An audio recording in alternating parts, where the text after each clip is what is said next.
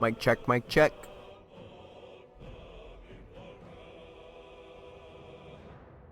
All right.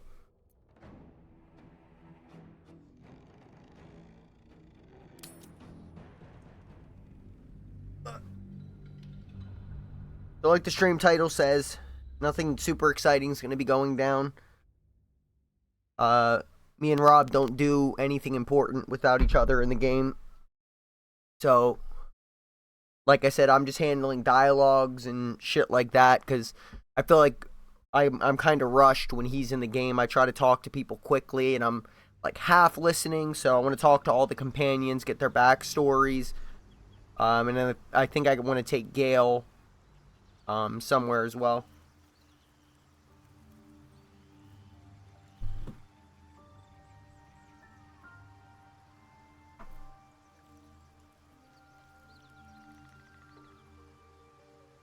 Alright, so we just got back from killing the spider. Let's go talk to Gale first. If he wants to talk to me. How can I help?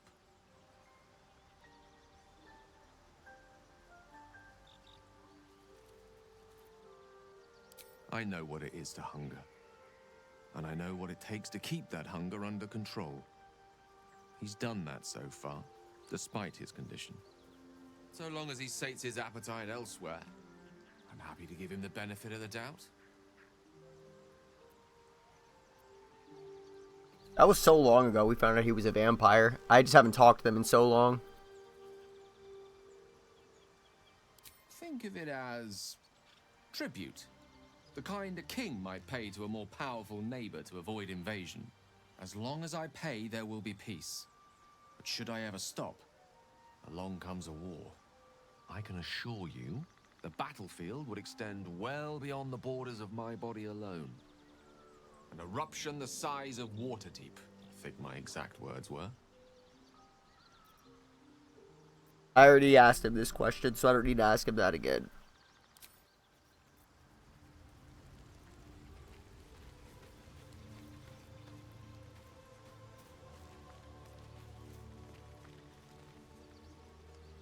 Need something? Let's talk about you.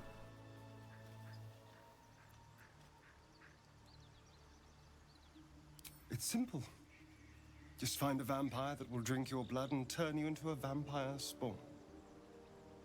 Their obedient puppet. In theory, the next step is to drink their blood. Once you've done that, you're free and a true vampire.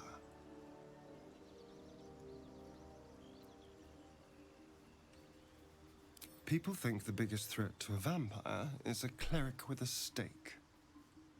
It's not. The biggest threat to a vampire is another vampire. They're scheming, paranoid, power-hungry beasts. So why would any vampire give up control over a spawn to create a competitor? Trust me, it doesn't happen. Why do you insist on exhuming the past? I was a slave. Well, that didn't... He didn't resist that hard. Kept by the Tsar family. Perhaps I still am. I was never able to resist their commands. But now, I've been conveniently lost. They won't ever control me again. What they have you do? Gay shit? Probably. Maybe that's why he's so androgynous. The only person I don't talk to is Lae'zel, because that's all Rob. Talk to Will and then Carlock. Well met.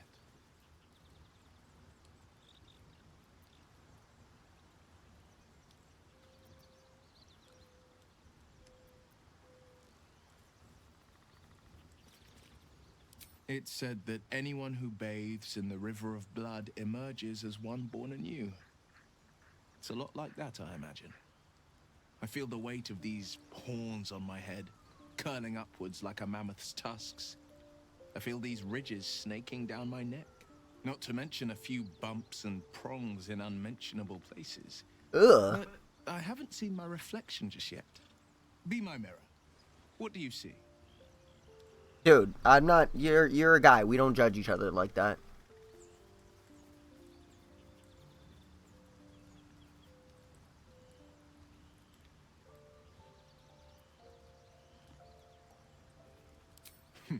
It's because you know the heart lurking under the horns.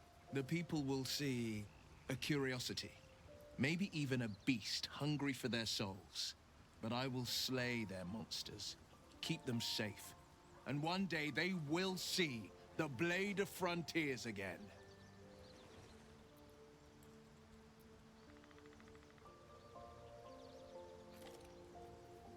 Ah, the one little question. Man, he keeps that put me approving out of house and everything. home.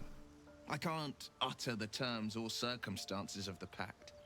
I can tell you most all else, but the pact, I'm forbidden, unless Mizora permits it. But I'll say this. The moment I pacted myself to Mizora, I have not regretted for a heartbeat. It was my proudest deed. It was worth the sacrifice. All I can give you on that is my solemn word. That didn't. You didn't let me ask any question. Well met.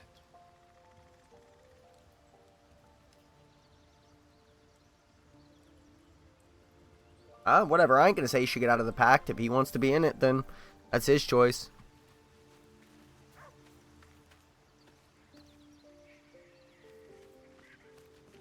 All right. Copper for your thoughts. Oh, I forgot. We already mostly talked. Funny you should ask. I was just thinking about what would have become of us without that Nautiloid.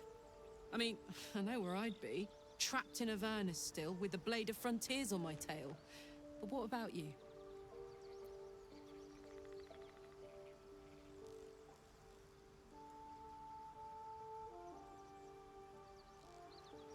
This is actually goes towards my RP because I was just chilling. Oh man, lucky you. That's the dream. Maybe when this is all done, you can show me where you came from. My family home's long gone, but Bro, she's I'll hitting show you on me my so favorite hard. chow hall in the city, if it's still standing.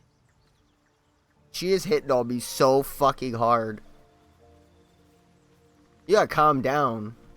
You really gotta calm down, Carlock. You're like legit in heat. See? Tell you truth, Beefy. Trust me. Always. Always. I like tell you truth, Beefy. Like, yo, I fucking love Shovel. You have anything to say, Withers? It's been a minute since we talked. Fate spins along as it should. Dost thou require a new ally? Or mayhaps a resurrection instead?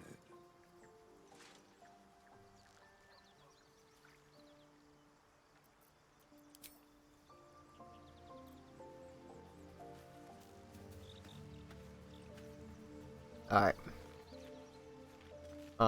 Not progressing with Shadowheart yet. Shah's blessings upon you. Is there anything more to talk about that's happened to us? Fine. What's on your mind? No, I don't. I'm not asking her how I'm holding up to her estimations. I don't care.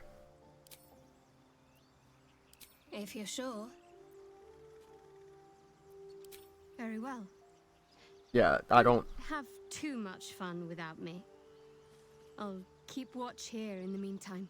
Yeah, like, no offense. I'm not asking her how I'm holding up to her estimations. That it's not. It's not at the forefront of my mind. I do what I want to do, and I hope she's cool with it.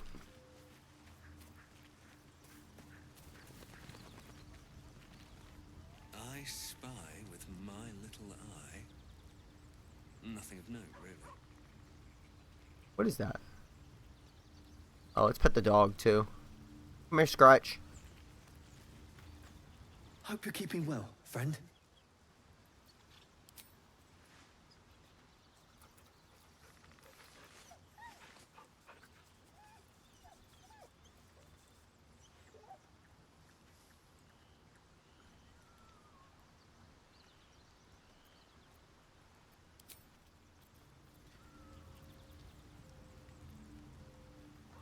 Alright, boom.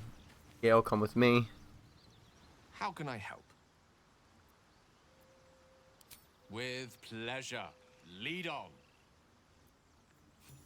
I think there's somebody I need you to talk to.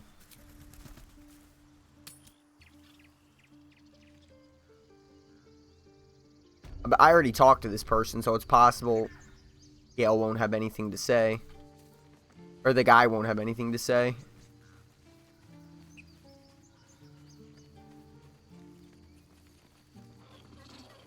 I sold all my stuff, I think. Yeah. I just need another hand crossbow. Whenever I can find one, then I can switch to that. Although my dex isn't great.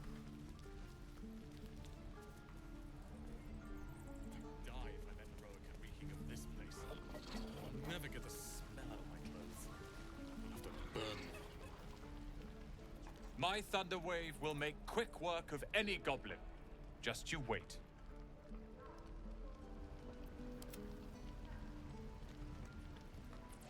We should have left by now. Damnation!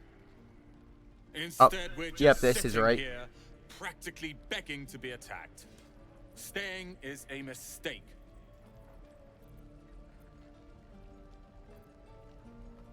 You don't understand. My apprenticeship with Leroican begins shortly. I cannot be late. Yes, that Leroican. The greatest wizard in Baldur's Gate.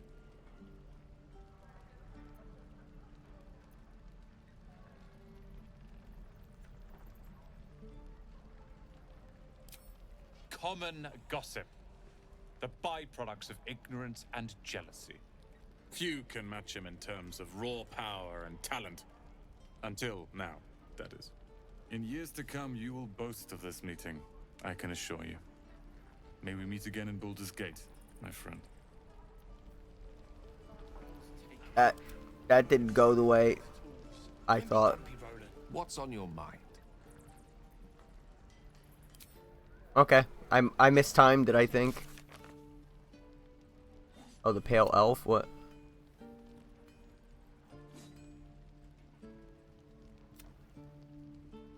He wanted me to also tell him if we...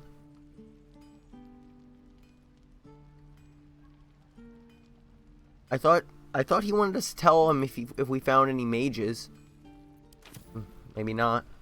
How much money do I have? I have a decent amount of money, actually. Sucks that this bitch isn't over here anymore. Because we really could use a fucking... Wait, what is this? Pickpockets bag.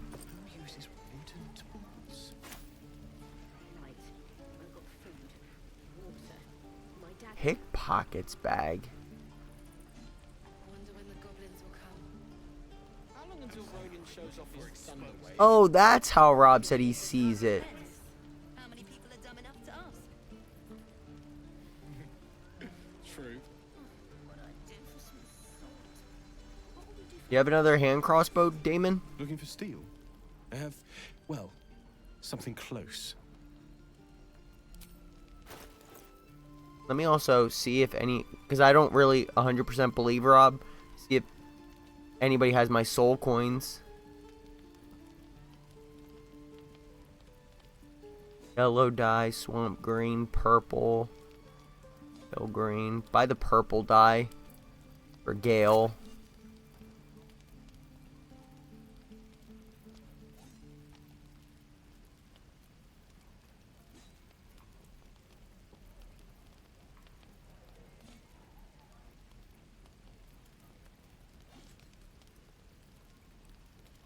I could buy that for Will, but not really necessary.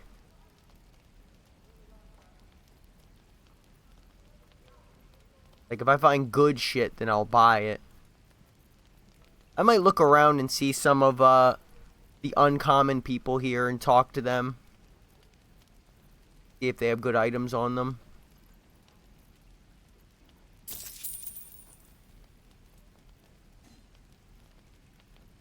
Is an incense.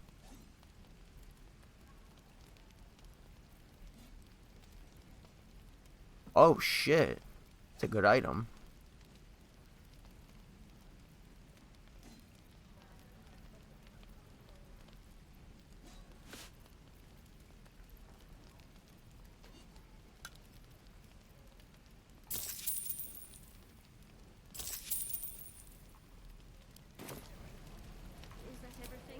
Alright. Just use the target practice. I miss my forge. Is bitch still in here?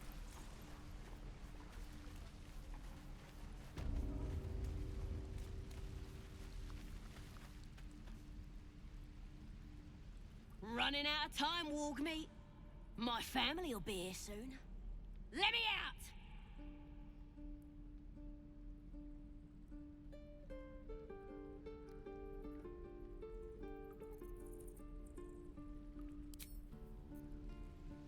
Alright. I'm gonna bite the heads off your kids, and your birdies, and your dogs.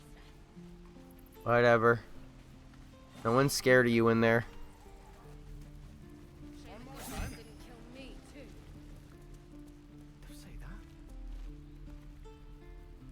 Let's see if maybe the kid over here has anything good. Oh wait, I don't want to talk to him. Who knows? He might do some shady ass shit. I'll see about Nettie and did this guy leave already? Yeah, he fucking left. God damn it.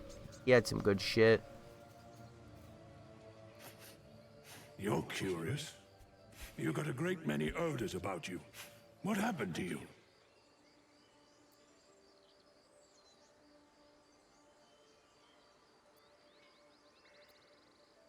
I didn't mean to pry. Well, don't feel bad. I just didn't want to get into all the bullshit.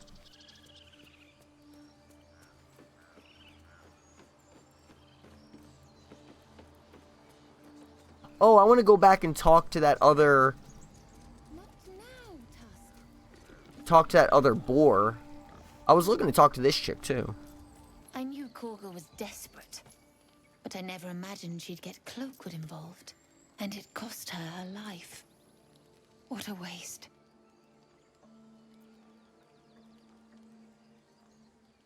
I could have forgiven her scheming. But the child... She meant to kill that poor girl. There's no coming back from that. Indeed. We think very similar, you and I.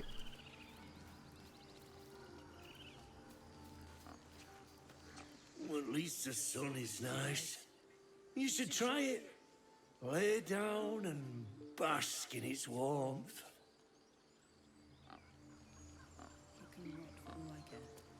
Alright, let's see if Wrath has anything to sell. Or Nettie.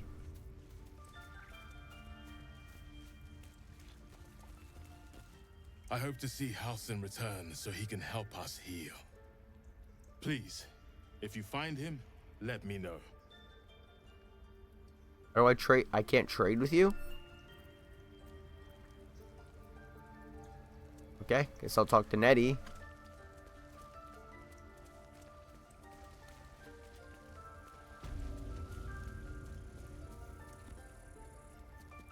I hear you put an end to Korga's treachery.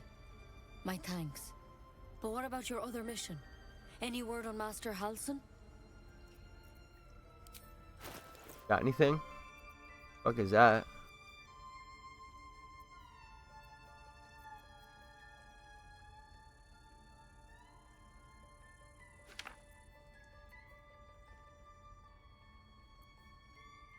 What is this?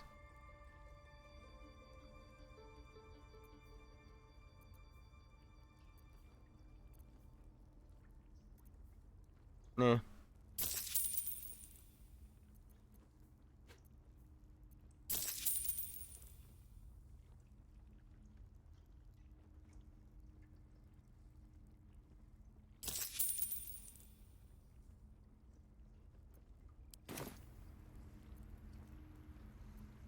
Please hurry. For both your sakes. Alright, calm down.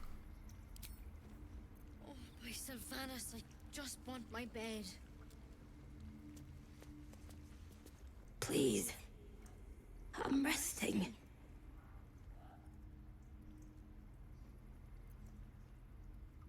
The bird says nothing, trying to rest.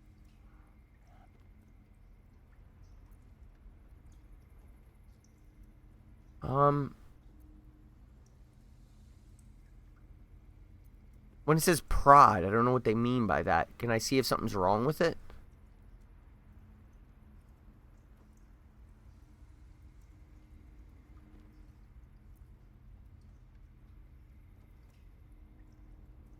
The bird says nothing. Only the sound of its labored breath fills the silence. The bird's eyes are glassy, its breathing weak. Well, what the fuck? Can I do something?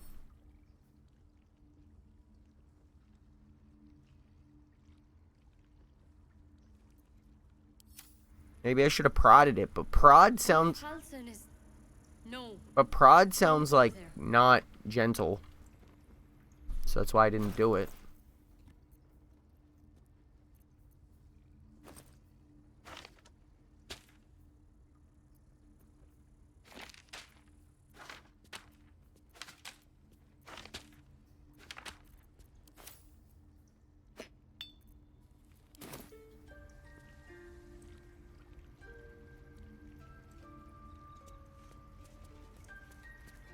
Hey. Wish I could trade with Wrath. Might have something.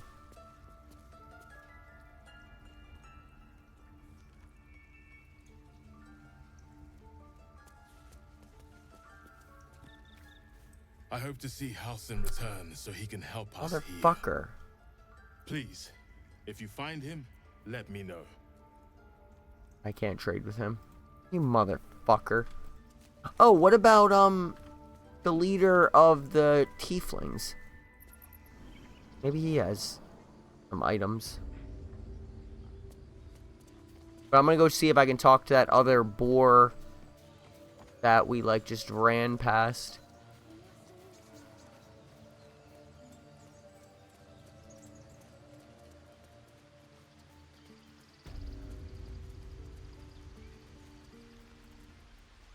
Hey, you're back.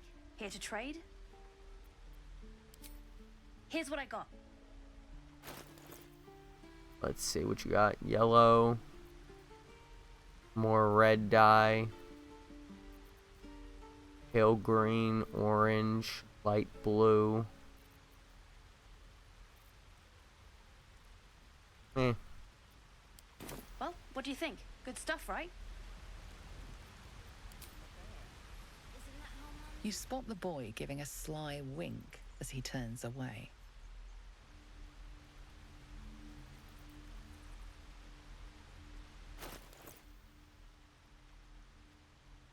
I don't think he robbed me. If he did, it's not a noticeable amount of money. Alright, let's go talk to Zevlor. And I could fucking cure this chick's paralysis, but I need, Shadowheart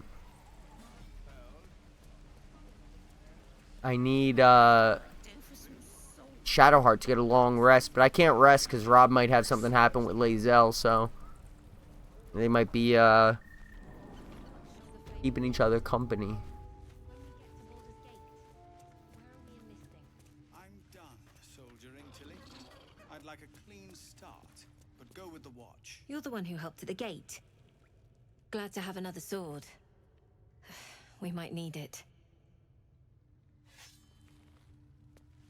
Where's Zevlor?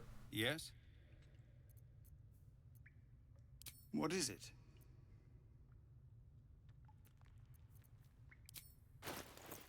Wow, you have nothing. Zevlor's kind of fucking useless. Like, he didn't do anything to help his own people. He wanted them to help him, but he didn't want to help the adventurers when they were attacked at the gate. Like, well, I don't understand what this dude's deal is. Like, I don't understand how he's the leader. Like, I wonder if I can trade with Withers. I never tried that.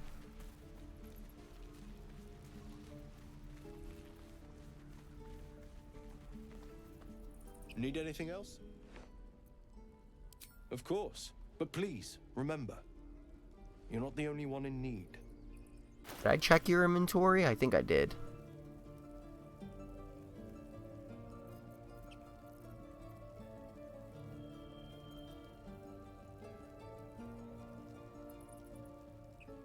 Yeah, I did check your inventory already.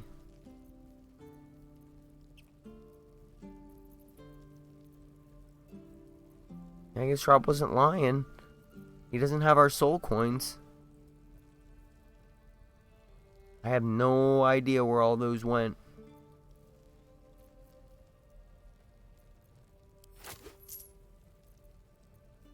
Buy those just so we have them.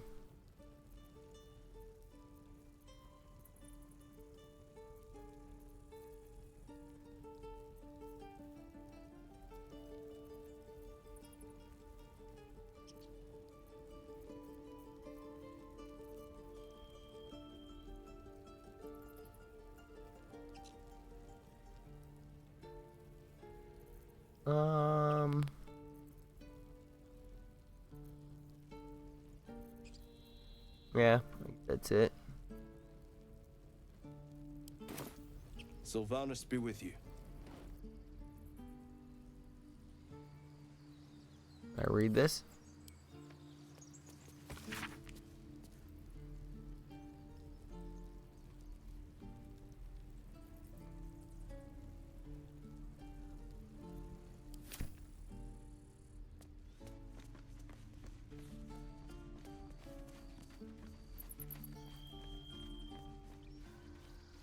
Can you put the book away, Gale? You're fucking reading and walking. Alright, well, let's go talk to that other boar if it's still there. Like I said, he was looking for a mate, so maybe I can bring one back.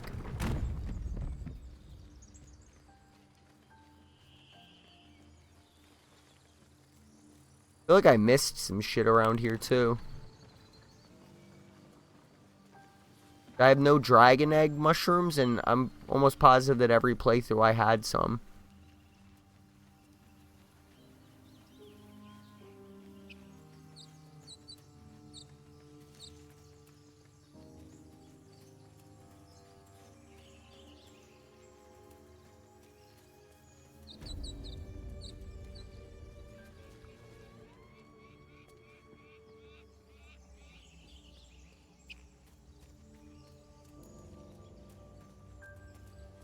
You serious?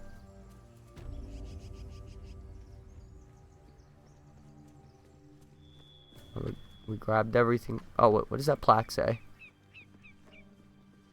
Time and the elements have left the plaque unreadable.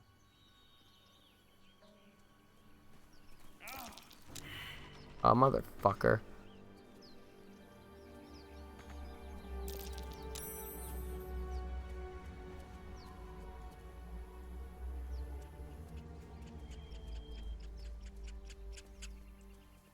Unless Rob picked up the dragon egg mushrooms and didn't give them to me and just sold them or something.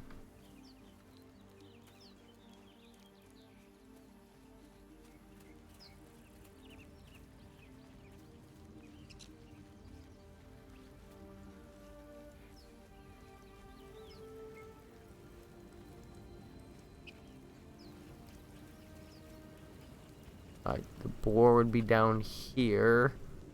If it's still here, it's been so long. Maybe it left. Oh, no, there it is.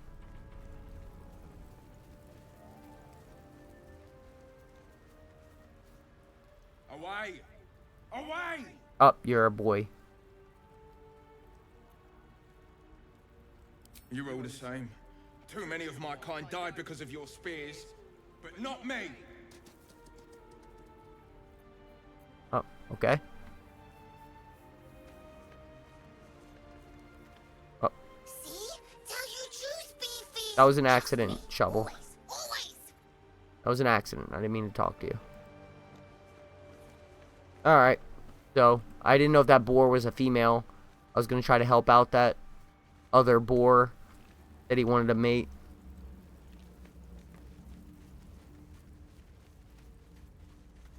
Alright, so did all the conversating. Trying to think if I have anything I need to do with Carlock, Will, or Starion. I don't think so.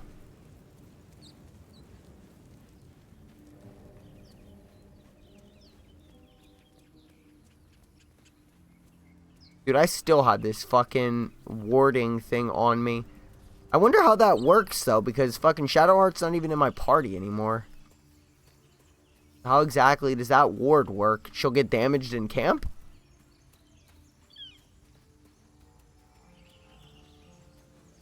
I mean, I'm not testing it out because I'm still going to keep using her, but...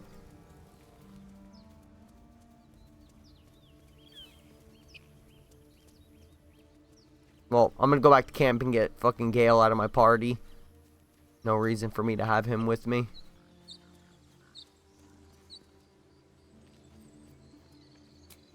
We only got one fucking ogre left, too. Fucking two of them got clapped. Alright, Gale. Get your ass back down. How can I help? Oh, wait. Actually, before... What are your spells again? Yeah, like all thunder and lightning. It bothers me that Rob was using thunder and lightning magic. I believe in choosing niches. I don't believe in everybody doing the same shit. But let me equip your other scroll.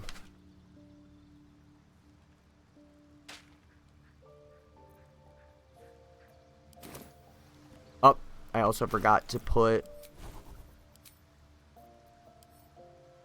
Oh, no, I didn't. It's there. Alright, now get the fuck out of my party. How can I help? I question the wisdom of that decision, but so be it. I'll be here in the meantime, idling away the hours. What are you trying to make me feel bad or something? We have no inspiration either, so that's a problem. It always feels dangerous when you're walking around with no inspiration. Come here, Shadowheart. Get back in my party. Lady of Sorrows, guide us. Did you want something? All right. Some company wouldn't hurt on the road, especially if there's trouble. She has, like, the attitude of a chick that just got, like, piped. She's like, Lady of Sorrow, guide us. Like, she just got that fucking energy right now. Like, that she got, like, just fucking bent over.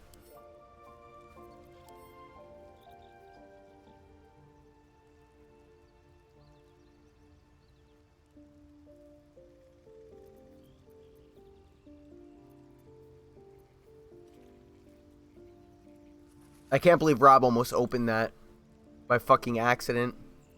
Shit is fucking crazy.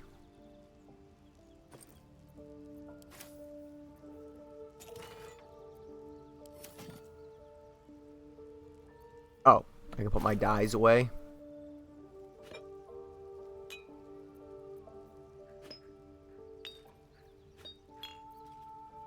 Yeah, that way we just have as many options as possible.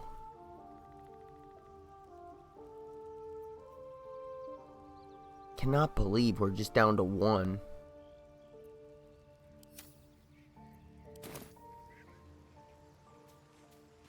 Alright.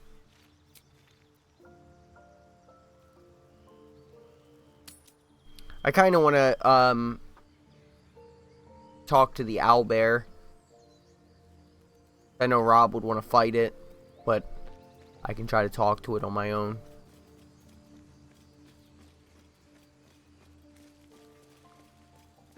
We never checked further in there because of that.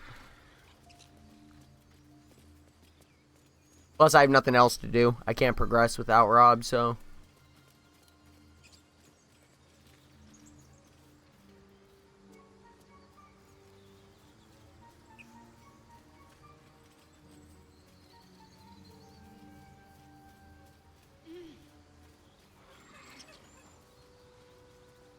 Oh, wait a second. Also, there's something...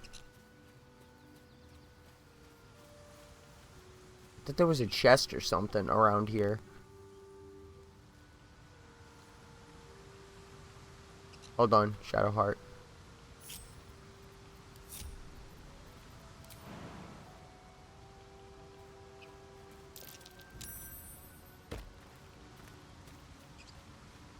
Was there something up here?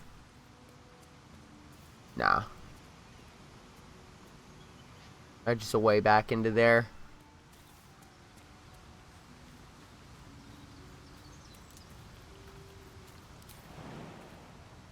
Yeah.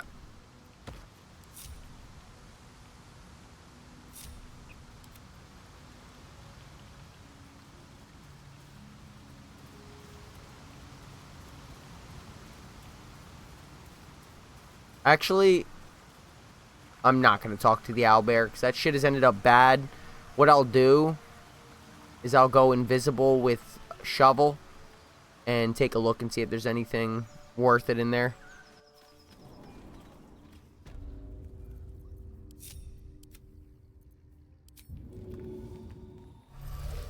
My little rogue.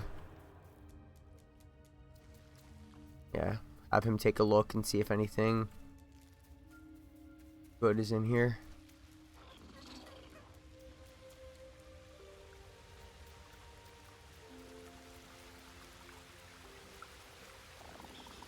Oh, no.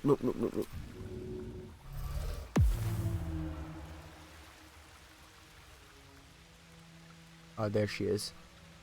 Distressed?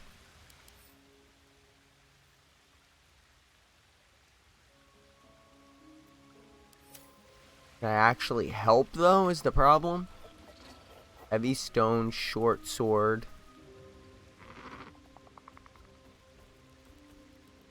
Owlbear egg. I don't want to steal that. Headless skeleton.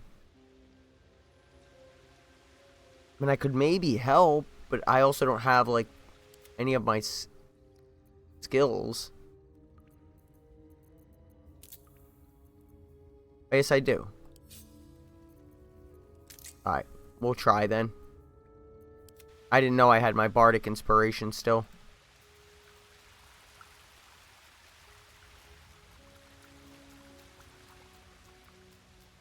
Alright, come on, Beefy.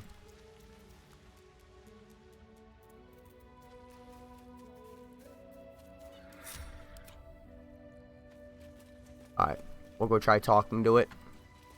Worst case scenario, I'll just try to run. If I, like, have no other choice.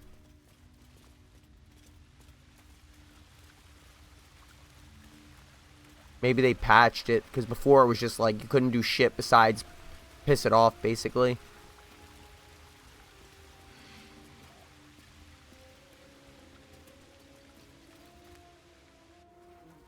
You feel the quake of its heavy footsteps before you see it.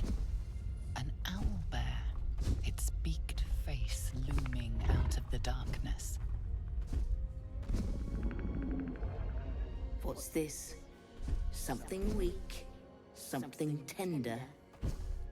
What, shovel? Won't even have to chew you before I feed you to my son. Soft meat.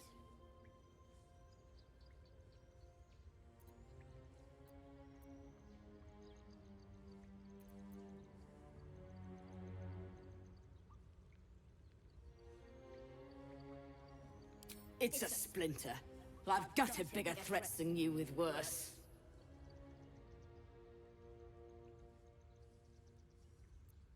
I can't try to help? This is it?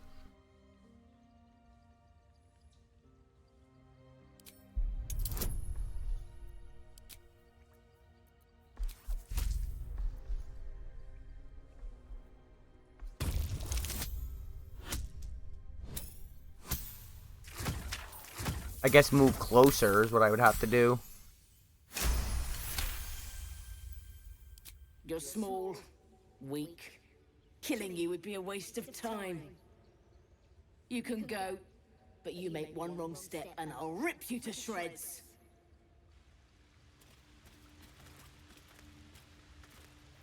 Okay, so if I try to talk to her again, I think she's gonna get pissed the fuck off. Also, if I move too close... Okay, well... I would have helped, but she's not interested in my help. And I'm not risking her aggroing. Maybe I had to move closer.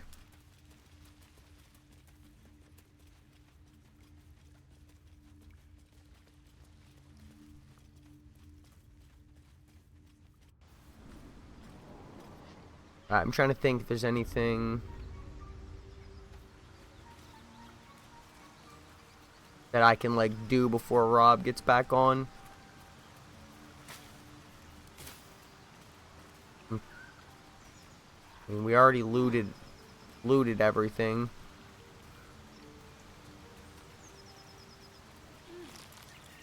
Unless, like, things we may have just missed.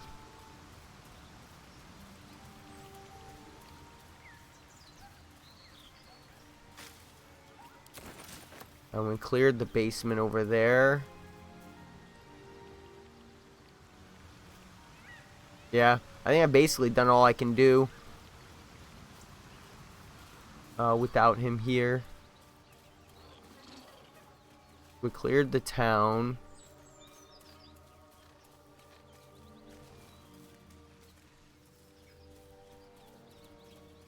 Although I wonder, there's a little burrow. Did I discover it? Where is it?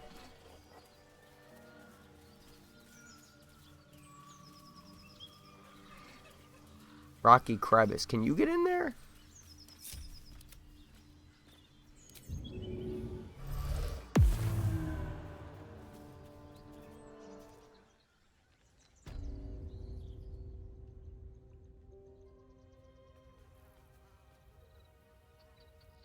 Something up by that tree. Is this literally just so I can get like a sneak attack? Wait, is there no other way to get back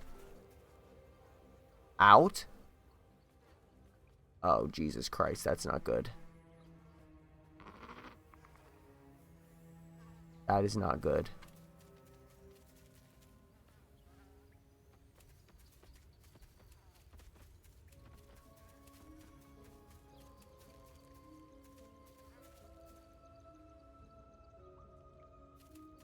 Will jumping expose me?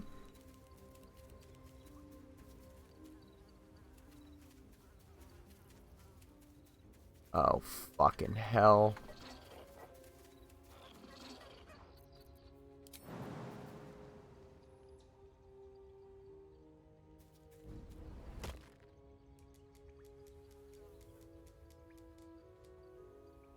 Will climbing fucking expose me? Oh god, please don't kill Shovel. Hey, what's up, Taco? Yeah, not much for me to do, though, unfortunately. I pretty much have done what I can. I did some conversations and shit. Leave it be. Me and Rob today, we're gonna do, as long as he can play, we're gonna do follow up on the Zentarum mission. We got the chest from that fight, so we're gonna follow up on that. Go to the mansion that's on fire. And then maybe try to finish Lae'zel's mission. Damn, I gotta go back and fucking get him now. Yeah, I was trying to see if there was anything I could do in the meantime, but there's really not. Oh, I'll take that. I was just kind of retracing our steps and seeing if I missed any loot. Where is he? Oh, okay, right in there. That's sort of our rule. And we just beat that spider. That was the last thing we did. Which is why basically all our resources are fucking spent.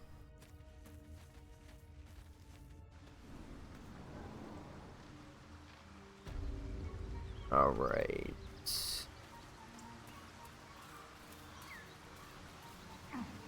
I want to find another hand crossbow, too, because I'm going to dual wield my ranged weapons as my secondary option.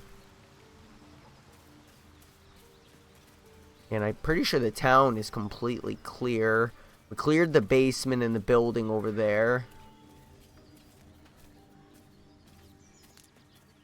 I guess I'll just take one little peek through the town. We also got to take care of the hag, which we didn't do yet.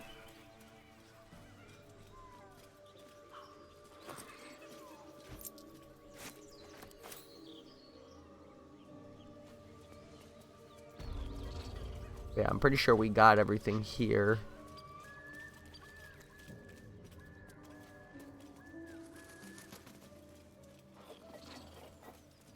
Yeah, I could check down in the well again as well. Yeah, I don't... Whoa, whoa, dude, I didn't mean to go that far. Don't...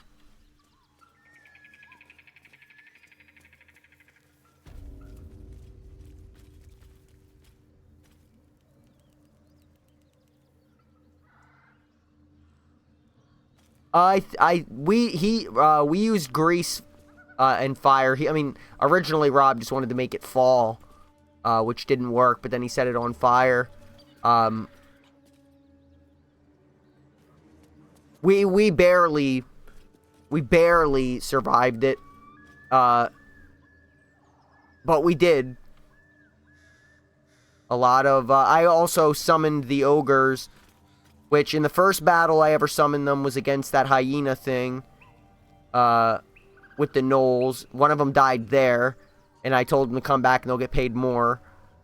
Then I summoned them against the spider, because Rob asked, and another one of them died, so there's only one of them left. So after the next time it gets summoned, it's just going to be there to be like a sacrifice. And typically that would go against my character's moral compass, but, you know, the ogres aren't good people, you know, by any stretch of the imagination.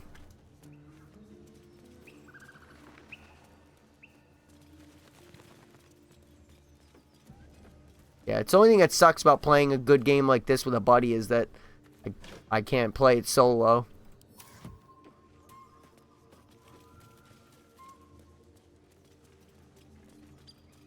And I have a shovel following me now.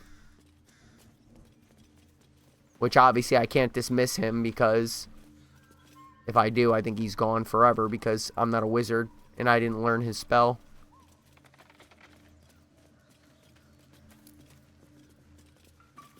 And eventually, soon, we're going there. But we still have, like I said, we still have the Zentarum, the mansion that's on fire, Lae'zel's people, and then the hag, which we're probably going to do in that order. So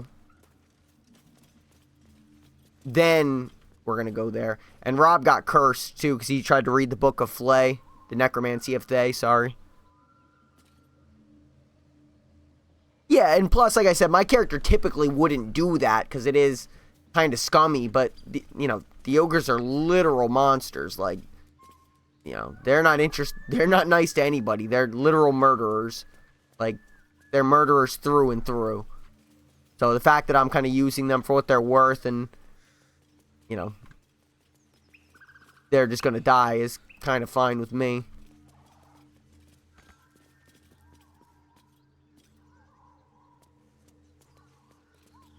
I'm just trying to make sure I didn't... Dude, what is up with this door, man? It makes me want to click on this from, like, miles away. Like I said, I'm just doing a double check of the areas to see if maybe we missed any loot or anything. Mostly just trying to kill time.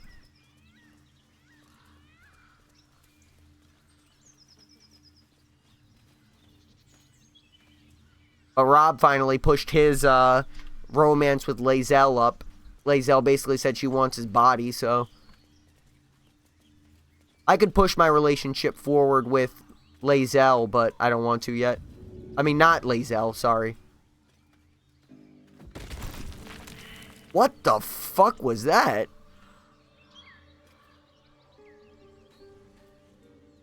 I thought that was like something underneath it. What the fuck?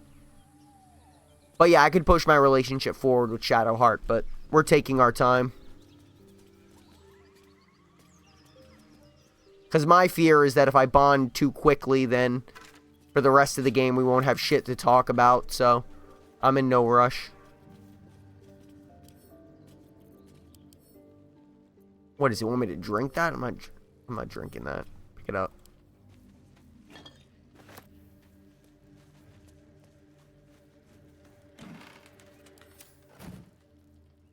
The only thing I missed with Shadowheart, I'm pretty sure, is that she didn't get scared by wolves. So I didn't get to figure that out about her yet.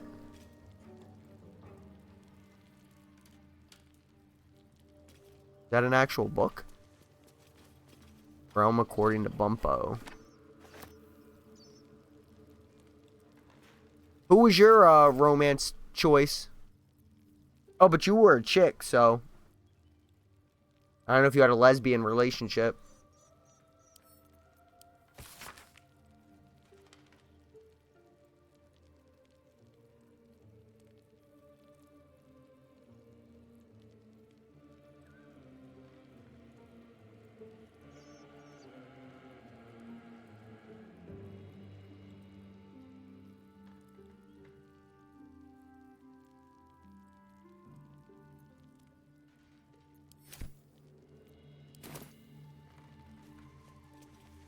No, no, no. Oh my god. Fucker. Alright. Go over that way. I can't really explore. The swamp, I can't really explore either. No, no, no. Stop.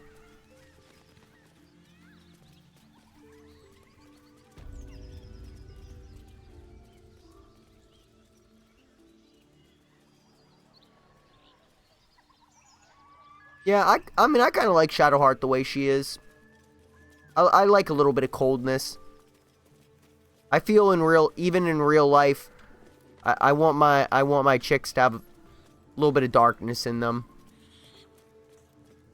I feel like if they're too bubbly and kind and innocent, that I feel like I'm a bad influence.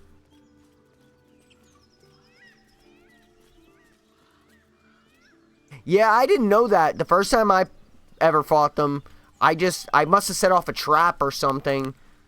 Like, I feel like I just surprise attacked them or something from the roof. I didn't remember that. Or maybe I played it so long ago that they weren't fucking. I don't know.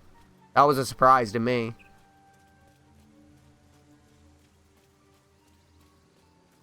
And Will got his horns. I want to see something too. I mean, I would need Rob, but I forgot what this room goes to. Plus, I have a shovel, so I have my little stealth boy. We cleared all that. I forgot where this goes to.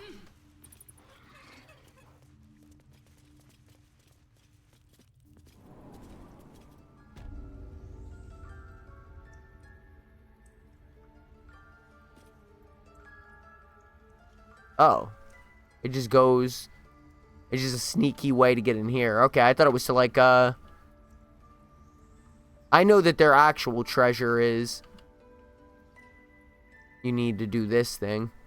Okay, well, I don't want to walk any further, because I know there's traps like fucking crazy in here.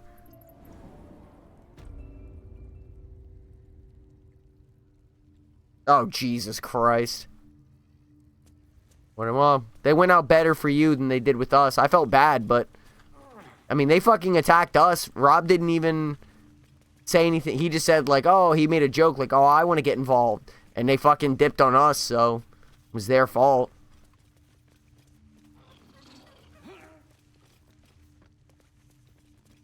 Alright.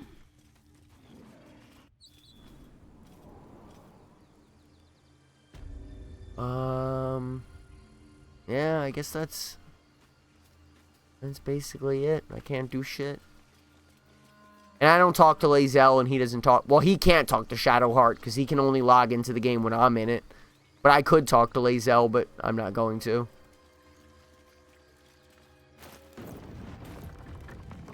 Alright, let me just sell my dagger. And this book. And then that's it. There's nothing to do. We cleared everything out. Plus, when I get Shadowheart, when I restore her level 2 spell slot, I can help that chick who's paralyzed, but we're not going to take a long rest yet. It's not worth. Need anything else? Yeah, those games actually look cool. They're not my type of game specifically, but I mean, I do like Spider-Man and stuff. Of course, but please. Those games do look cool, but I would never buy them for $60. To me, it's not my type of game, so I'm not going hard in the paint and paying that much money for it.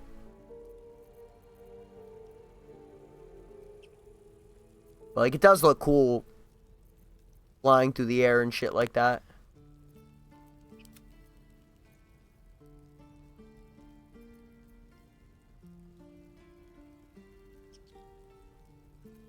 I just wish we could find another goddamn fucking cellar. Like, I just want more items.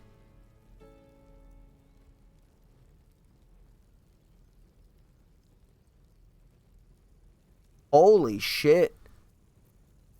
You guys must really trust each other, because I trust Rob, but I wouldn't even Steam share with him.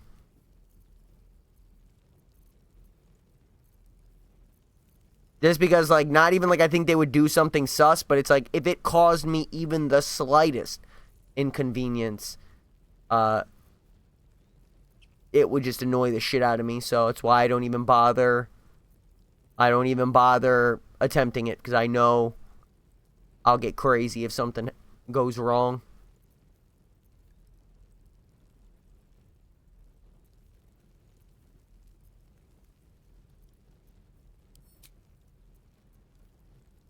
Oh, it's literally just the last thing? Okay, I didn't know if... Sylvanas be with you.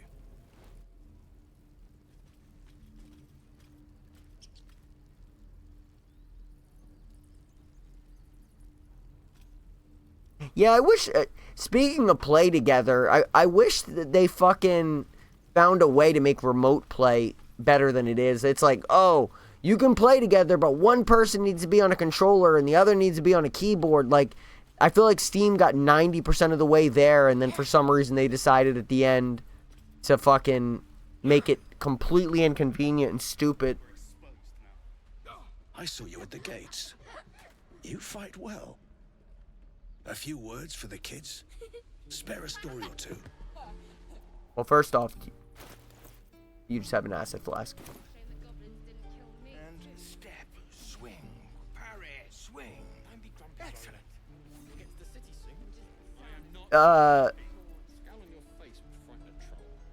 Yeah, they're just children. I don't believe in teaching them. Well,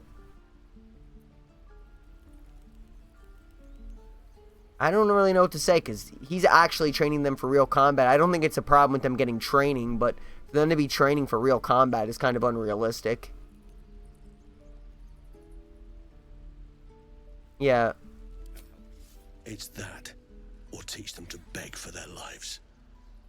The goblins will chase us to Baldur's Gate, and these kids know it.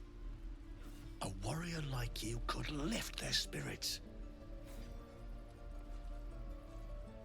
Yeah, okay, never mind. Then I was right. This dude's training them to actually fight goblins? Dude, you're a piece of shit. You guys just need to fight harder. What do you mean you're training them? Because they should run. They're kids. It's up to you guys to fight, you dumbass.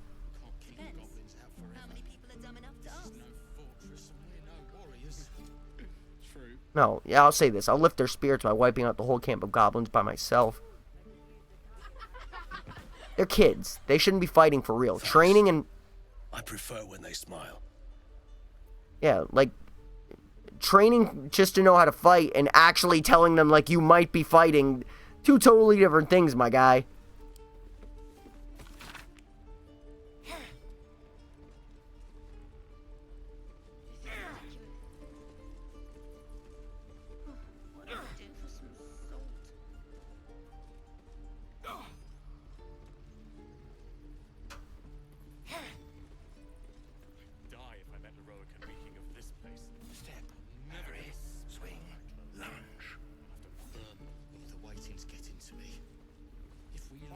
can at least make a run for it. We're exposed now.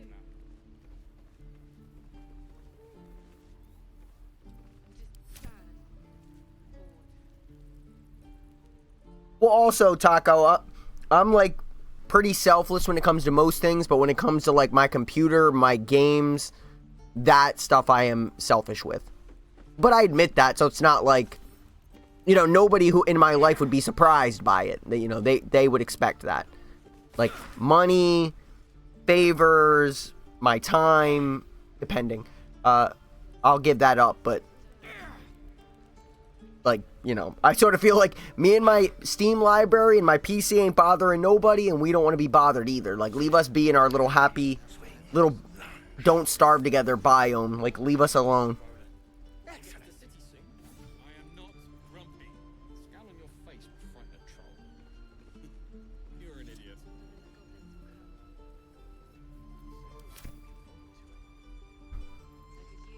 Alright, let me just check one more thing. And then I probably should just log off, because, I mean, Rob might not even be on until 6. In which case, I'll literally just be sitting here for fucking ever. Roland, do you have anything to sell? My thunder wave will make quick work of any goblin. Just you wait. No. Lee and Roland would never admit it, but they take an arrow for the other. Also stab each other. Not sure what will come first. Thanks for cutting in. There might have been more than words if you hadn't. Well, Rob technically cut in. I would not have interfered personally. I don't... Like, I consider my character kind of a hero, but, like, if it's not my problem, I don't try to, like, control the world. Like, they wanted to bail, and my whole thing would be, if they wanted to bail, then just bail. I ain't gonna be responsible for convincing you to stay. I mean, truthfully, we're helping mostly because it's in our best interest to help. True. Those goblins will rue the day they chose to tangle with this grove. You and I will do some good here. I can feel it. Do you have anything to sell? Maybe you... Do you sell anything now? You! Saw you fighting those slimy bastards. Fancy a bowl? Best to fill your belly now, while we still can. Yeah, sure. I don't want to insult her cooking. It's free, too. It might make all the difference. The only way we'll make it to Baldur's Gate is to run, and run hard. If a gnoll catches your scent, you'll need every bit of strength. Trust me. We basically decimated all the gnolls in this area, so... Doesn't taste half bad. Wrong person to talk to. This place. You've had your share. Leave some for the rest. Damn, man, it sucks that Auntie Ethel isn't here anymore, man. And I can't even steal her shit because I can't get behind the table. They got one of my potions. Oh. Whoa. Sorry. I didn't mean to do that, guys. I pressed the wrong button. Can I read the book?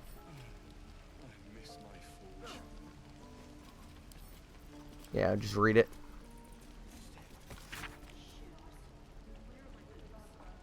What'd I do for some salt? This is ridiculous. Don't be grumpy, Roland. We'll get to the city soon. I am not grumpy. Scowl on your face would frighten a troll. You're an idiot. And also, this guy's got armor that I know I can take it once. I don't know whose pickpocket bag this is either. I don't know where the fuck that came from. But he's got that breastplate in there, heavily constructed boots. But I can't sneak that either. Shame the goblins didn't kill me, too. Like, they have it positioned in such a way. Although, let me try something.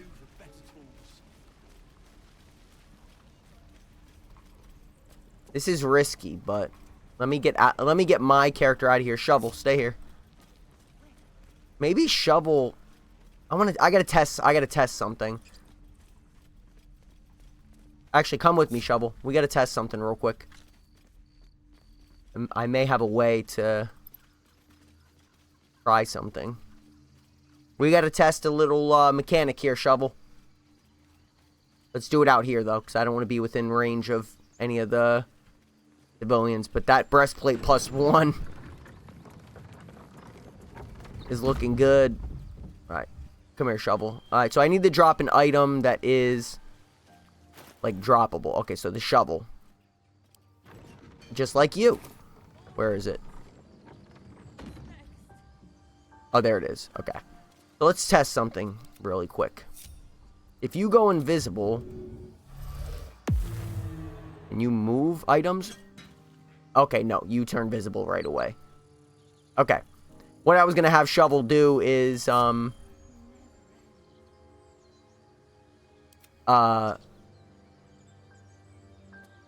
keep moving it until he moved it to a place where they wouldn't see it.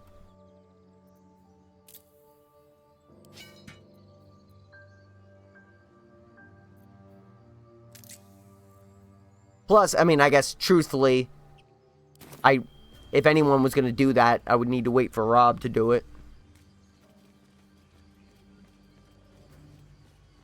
Alright, well. I'm curious, too.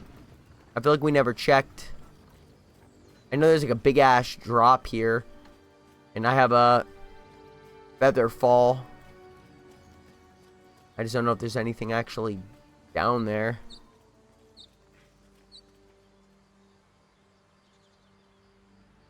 I feel like I went down there before and there wasn't.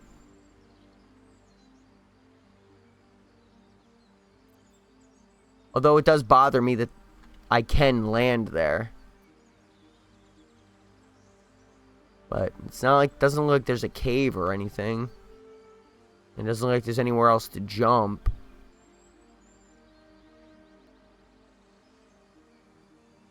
Yeah, I don't want to waste a scroll on that anyway.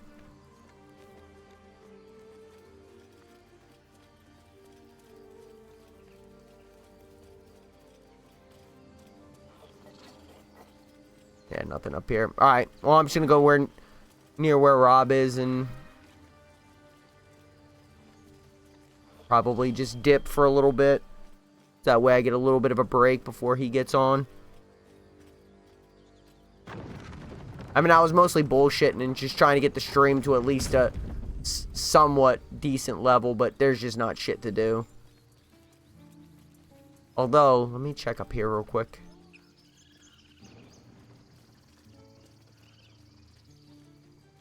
I know there was loot up here, but I think it's considered stealing.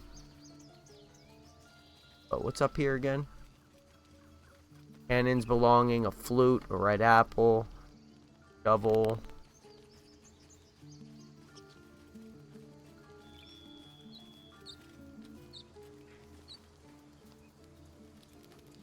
Talk to me.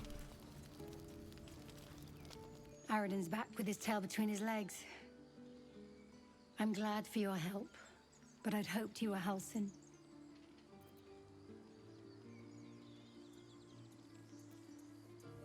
Hells, I didn't mean it that way. Halsin's important, but you're the first bit of good faith we've had since he left. Keep your wits about you. Things are tense with the druids here. Yeah, you're not kidding. We killed their fucking leader. Things are certainly tense. Glad you made it inside. Doubt we'll be safe here for long, though. There'll be more coming. Goblins hunt in packs.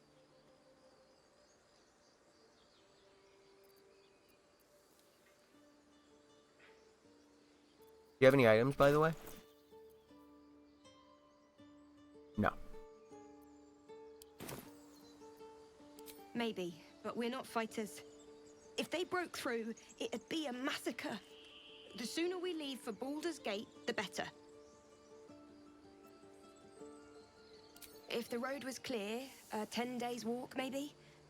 But while the goblins are out there, it might as well be the other side of the world. I don't like that you're talking to me from above me.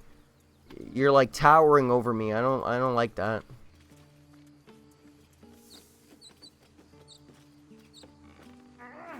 Alright. Like I said, I'm not gonna steal. I already stole in the druid's chambers, and the one guy caught me and fucking attacked me. I killed him. Well, technically Shadowheart killed him. Rob made a good point, though. I could have lost my goddamn paladin fucking levels if that had gone wrong. Not paladin levels. I could have been an Oathbreaker.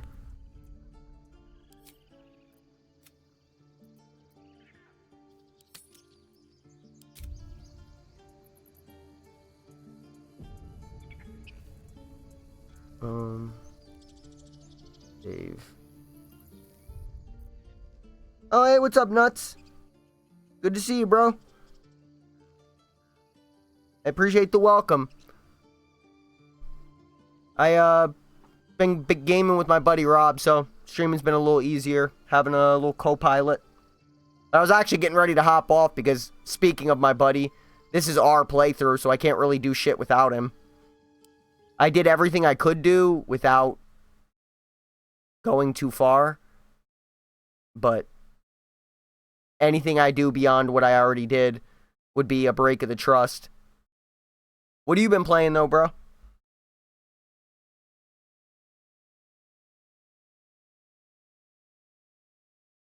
I don't remember if 3-on-3 was your game or what. I mean, obviously, I disappeared for so long, I don't remember what the fuck people were up to, what they were playing.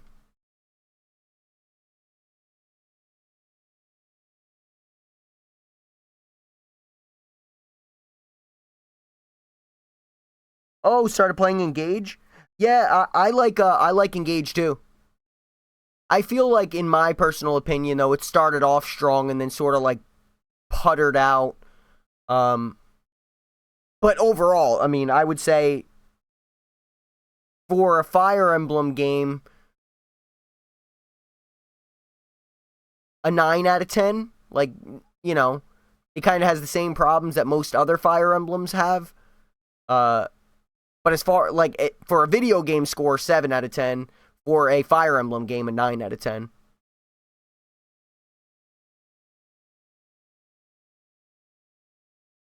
Yeah, the gameplay itself is great. I have no problem with the gameplay. I felt like, for me, my biggest issue is that after the beginning with the whole mother thing, I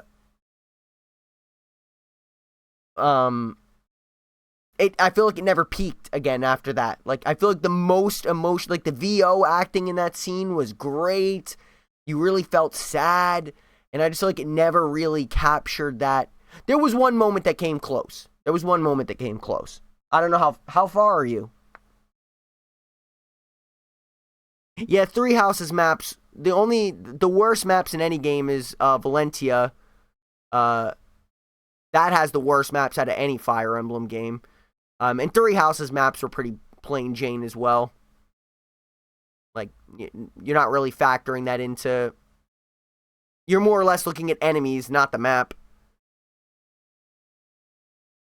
But yeah, I don't think you made a bad choice getting Final Fantasy VII. I tried to get the Final Fantasy. I don't know the numbers anymore. The one with the black-haired dude with like the British accents, I think.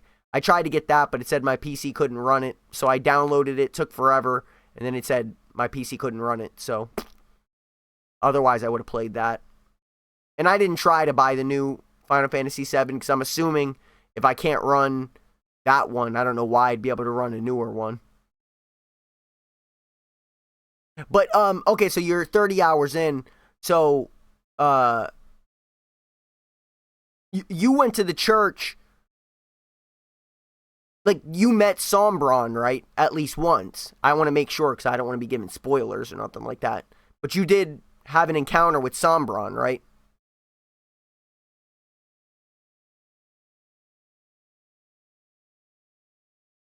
Yeah, the game looks good, but I'm just not going to update my PC for one game.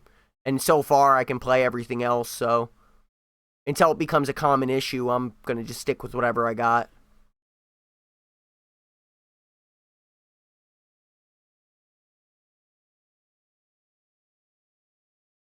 But I loved the whole. No, Sombron is the fell dragon. The main bad guy.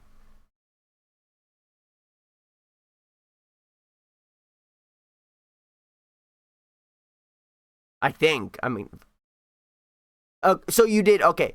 That part I thought kind of hit an emotional high note as well. Like, the mother scene was great, and when you lose the rings for the first time, like, the way Alir kind of despairs, like, that hit an emotional high note as well. But I feel like outside of those two moments, emotionally, I was just pretty disconnected from the story. I didn't really care. Plus, that game actually breaks one of my biggest pet peeves. Well, not, it doesn't break it. It does one of my biggest pet peeves in RPGs, which is you recruit people after you beat them. I'm not into that. I'm not into that at all. It's like, I beat your ass, and now I'm supposed to think you're cool because you're on my team? Like, you got loser vibes all over you. If we lose a battle, we die, but you lost and you're alive. Like, I don't dig that. And the game also suffers from, like, repeat enemies, like, over and over and over and over again. But the gameplay was so good that it still, to me, is a 9 out of 10 in terms of Fire Emblem. Still. And, like, so many conversations, so much customization options. I thought the whole base aspect is great. A ton of characters, just like a plethora of characters. So, definitely a really good Fire Emblem game. And Alir looked cool as shit. I mean, I don't know who wouldn't think that he looks cool. Or she, depending on what you made your avatar. But to me, Alir was absolutely cool as shit. And the dude with the red hair, I forget his name. He's Diamant. Diamant is cool as fuck as well. Alfred I liked. So, like, just a lot of fucking awesome characters. I like that thief chick too, with the star on her face. I liked her.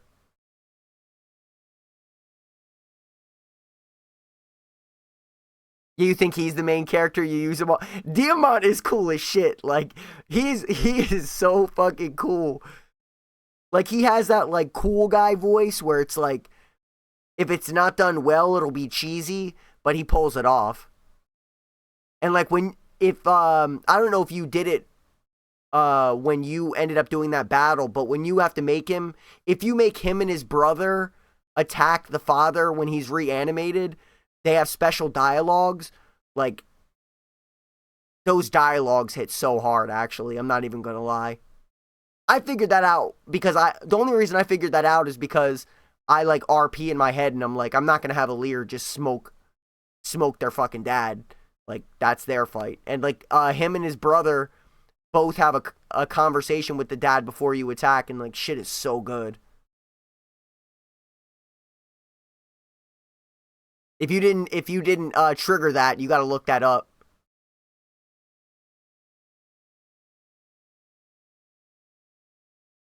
I'm trying to.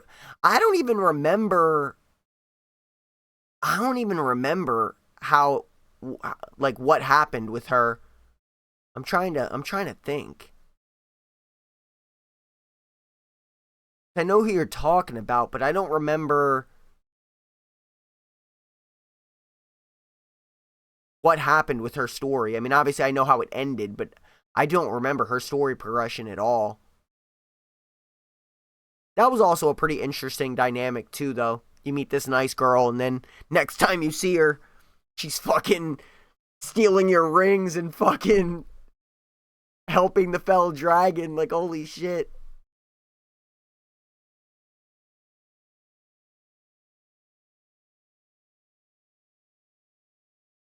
I'm curious, do you, I might be a weirdo because I did it this way, but do you share your rings among different characters, or do you give them to one character and they stay with that character? I gave them to one character and they stayed with that character. Because to me, it just felt like I would be whoring them around if they made, like, multiple bonds and shit. I gave Alir, Marth, and why can I not think of his name? And the dude from Genealogy of the Holy War. But I don't know why I can't remember his name. Because he has that crazy movement buff. I'm blanking on dude's name from Genealogy. The one that the mom had. Doesn't it start with an L?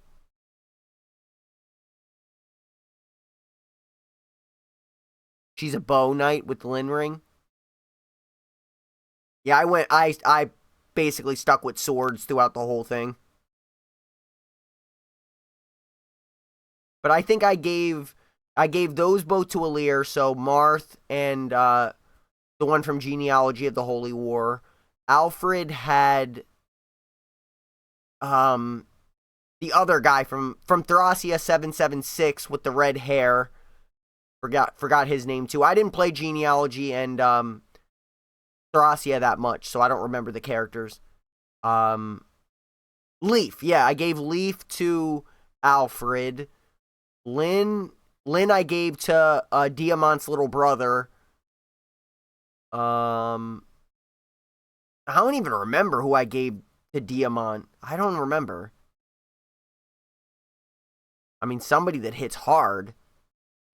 And I gotta look this up. Why am I not remembering the fucking name?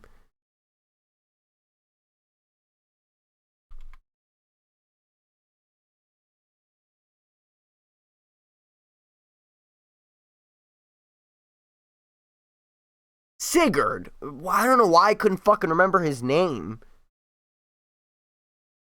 Sigurd. I don't know why I was thinking it started with an L.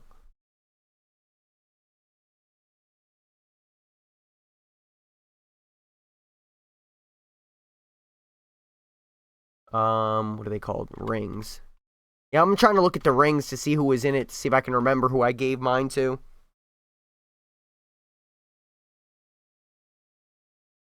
Oh, shit. I think I gave Ike to, I actually really, really hated the fact that Ike was given to that little silly chick. She was my least favorite character. I, never used her. She was way too silly for me. Didn't dig her at all. So basically, I never let her use that ring. I basically gave it to I gave that to Diamant straight out the gate. Celica stayed with the sister. I let her keep that throughout the game. Actually, wait. I might have given Diamant Roy instead of, because I know he starts with Roy. I don't know who I gave Ike to then. Lynn went to the little brother. Micaiah stayed with the thief chick. I gave her the thief chick. Yeah, I honestly, I can't even remember who I gave all of the, And also, I had the DLC stuff, but I actually tried it out before. All the extra rings you can get. But, me personally, it was a playthrough, and then I ended up doing a different playthrough, so I didn't beat the game during that. But I tried the DLC, got most of the rings. But if you get the DLC rings, it really takes away from the moment when you lose the rings against Sombra on that first time. Because it's like you lose all the rings and it's you lose most of them, not all of them. So it's supposed to be like, damn, I was fighting with these rings all the time and now I don't got shit. But then, meanwhile, I had 3 or 4 other rings. It just really took away from that moment. And, it also ruined my immersion with the story. It's like, Sombron's they can keep those ones. We're not going to take those. What do you mean? They're strong as shit. Why would you not take these too? So I had the DLC, but I willingly chose not to use it. You don't use any of the children? Yeah. Well, it's crazy too, because, first off, let's put one thing out in the open. The body design of the females in that game is pretty ridiculous. I swear to God, as soon as my mom pulled up in that game, when her character pulled up, the first thing I thought in my mind is, please don't be my mom. Please don't be my mom. Please don't be my mom. Like, fucking dude, her chest is... The chest design of the females in that game is fucking... They didn't even hold back. Like, it's so obvious what they're trying to do. Like, they fucking so over-sexualize the females in that game. Like, every single female is either flat-chested completely or they're rocking, like, double Ds. Like, there is no middle ground. Like, the fucking flyer chick is fucking nuts. The mom was nuts. The thief chick was nuts. Like, the only chick that's rocking, like, a flat chest is Alfred's sister. The rest of them are all like, ba-boom. I forgot. I used Chloe a lot. She was strong and super relevant in my playthrough. And so was the heavy armor dude. I forgot. He was because his defense, like, he was purely just my absolute tank throughout the whole game. And I know I gave him an emblem, and I gave Chloe an emblem too. I just don't remember Chloe. I guess they don't call her Chloe. They say Chloe. But Etty and Boucheron basically became useless in my playthrough, so Boucheron just got such shitty level ups that there's nothing I could have done with him. I mean, he just got completely shitty level ups and became invalid so fast that it wasn't even funny. Yeah, I think using flyers is just... It's too valid. It's one of the only picks you can do where there's really never a downside. I mean, the only time I guess you got to be scared of using them is on, like, ballista maps. But outside of that, it's... Depending on the fire emblem you're playing, they can rescue somebody who is, like, fucking gonna die. They can cross all terrain. They can target weaker enemies and just ISO them. And I usually just always give my flyers javelins, so that way they can go forward and not have to take damage necessarily. Or, depending on the iteration of Fire Emblem, to fight mages, it's like Chloe has super high resistance, so I can toss her in the middle of some mages as long as they don't have wind and just let her javelin them to death. The other low-key thing that's underrated in that game is the music. Like, when you engage sometimes, like, the music can hit just right, where the animation hits and the timing is just beautiful. Like, there's moments in that game where shit just lines up crazy. I also never played the DLC storyline either. People have told me kind of what it's about, and I was not interested at all. People were trying to convince me to play it too, and I was like, no. I won't ruin it for you, because I didn't play it, so I don't know shit, but people sort of told me the concept around it, and I'm like, yep, not interested. Not interested at all. The only thing I'll say is that I think it's sort of like an alternate reality or a what-if kind of situation, and it just completely... I'm not into that. I'm not into that. To me, like, almost... In a video game, if you're telling me immediately that something is non-canon, it's almost like the creators, like, you guys don't even care, so why would I care? It's non-canon. I'm telling you, so that means you have a Switch. Dude, I'm telling you, I say this to everybody that tells me they have a Switch. If you have never played it, and I'm not saying buy it at full price, but if it goes on sale, it's definitely worth a check out. You have to play Triangle Strategy if you have not played it. That is the best Switch game I have ever played, and it's the only reason that I don't think my Switch was a total waste of money, is because that is, in recent memory, like, I can't think of a game I enjoyed more in recent memory. I wouldn't say it's my favorite game ever, although I could make the argument that it is. There's just not a game I can think of that I enjoyed more. Like, after I beat that game, dude, for like the next 2 or 3 days, I couldn't play video games anymore because everything else felt like such a step down. And I got a particular ending that just left me reeling. But that's also why I'll never, it has multiple endings, but I refuse to play it again because my playthrough went,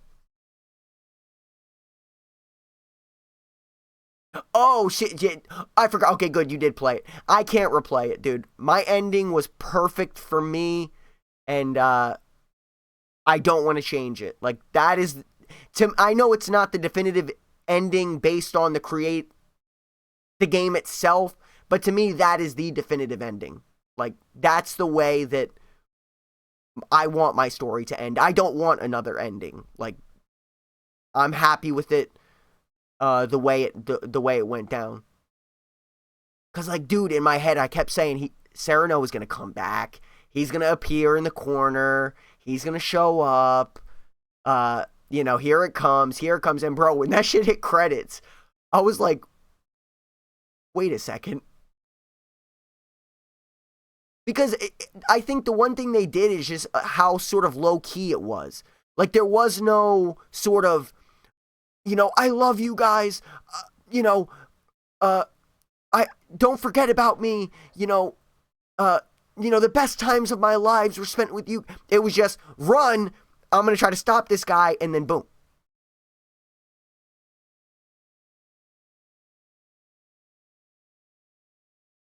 Wait, Triangle Strategy is coming out on VR?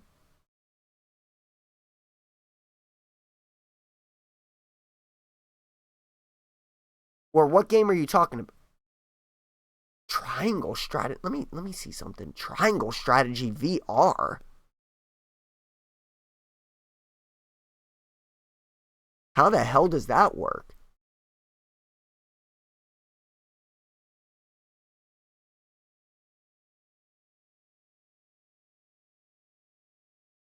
What?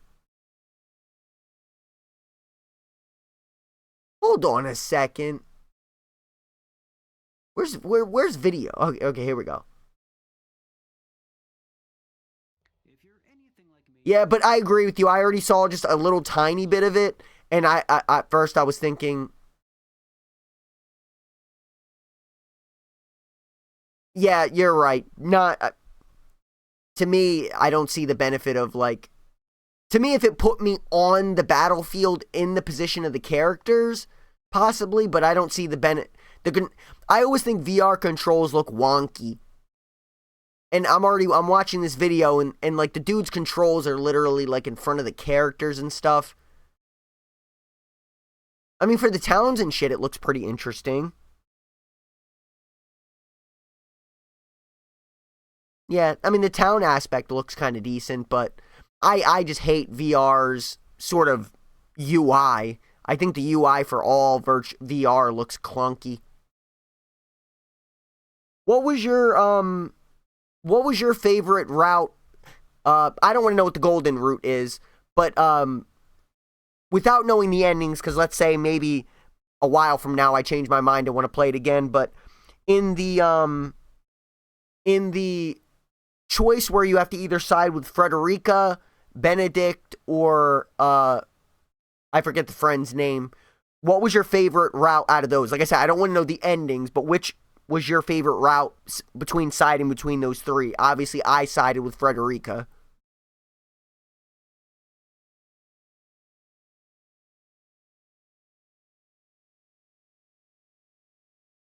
Yeah, okay, so that's when you side with Frederica.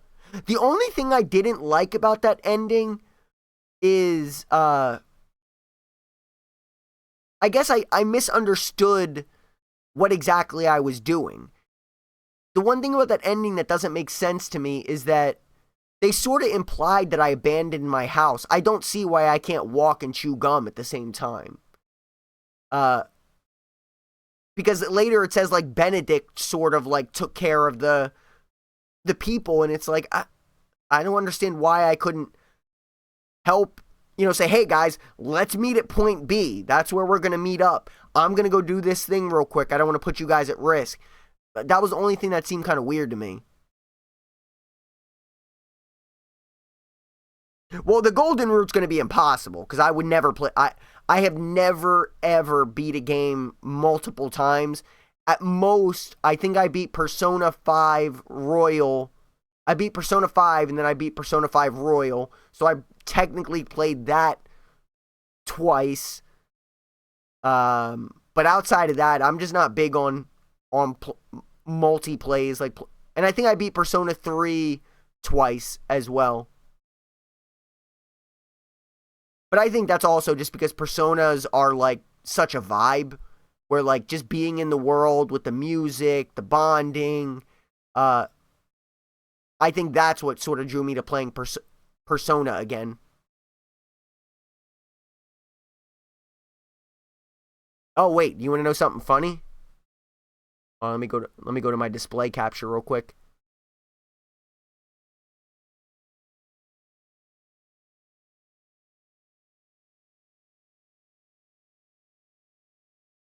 I do own the game. Played it 34 hours and got burnt out.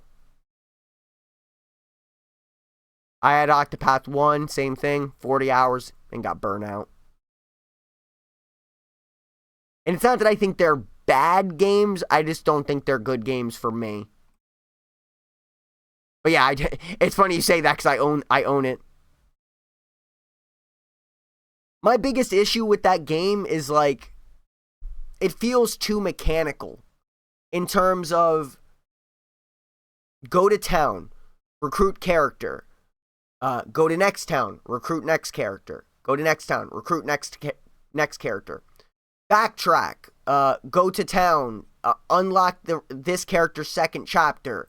Like, everything is so predictable because you know what you're doing ahead of time. Like, there is no like, wow, I can't believe that happened.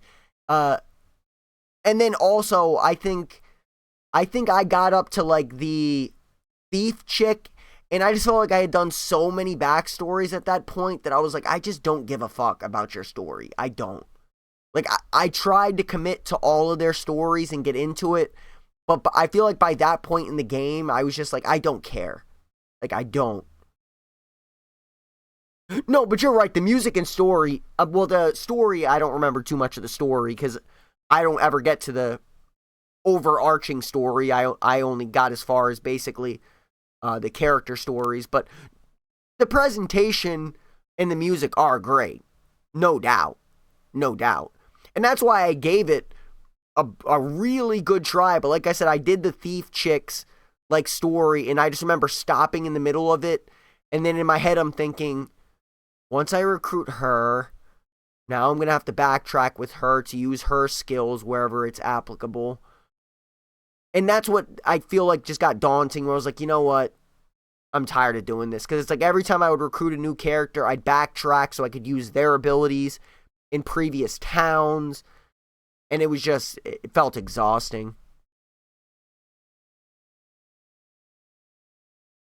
Yeah, I heard basically on the first one that the overarching story was good too, but you have to make it through all the character stories first. But I'm a sucker for 2.5D games. I love that whole art style, but outside of triangle strategy, I have not had good luck with them. Like Octopath, good game, not for me. Octopath 2, better game, but just still not for me. And then there's that weird one, the classic that they remastered. I forgot the name of it, but it's similar where you recruit a bunch of characters and shit like that. No spoilers for that though, because I didn't beat that. But that game is fucking fantastic. The music in that game and the story in that game, now that is fucking good writing. I just have a habit of restarting if I get GG'd ever. So like if I get beat in a battle, I'll just start over. That's why forcing myself to play Baldur's Gate 3 with somebody else forces me to give that up, because if I try to tell Rob I'm quitting because we died once, he'd be like, bro, I've invested like 20 hours. We're not quitting. But my God, the music in that game, the feels. Like, even at the very beginning of Radiant Historia, when seemingly your two allies are just strangers to you, somehow they still make you give a shit and like worry about them from the very beginning. Like, I don't know how they were able to do that.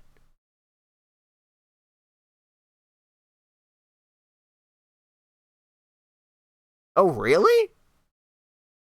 You lost a bunch of people? I mean, what, were you playing on a harder difficulty? Because the first time I beat Path of Radiance, I didn't lose anybody, but I fucked up and I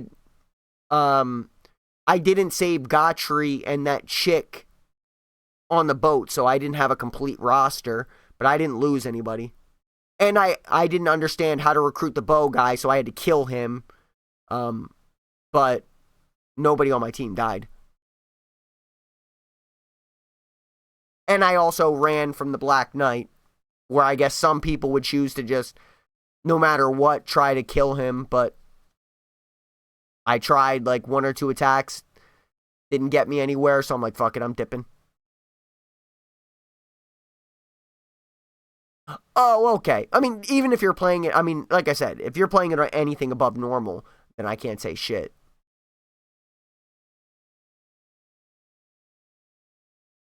Why wouldn't you just look for like an English patch?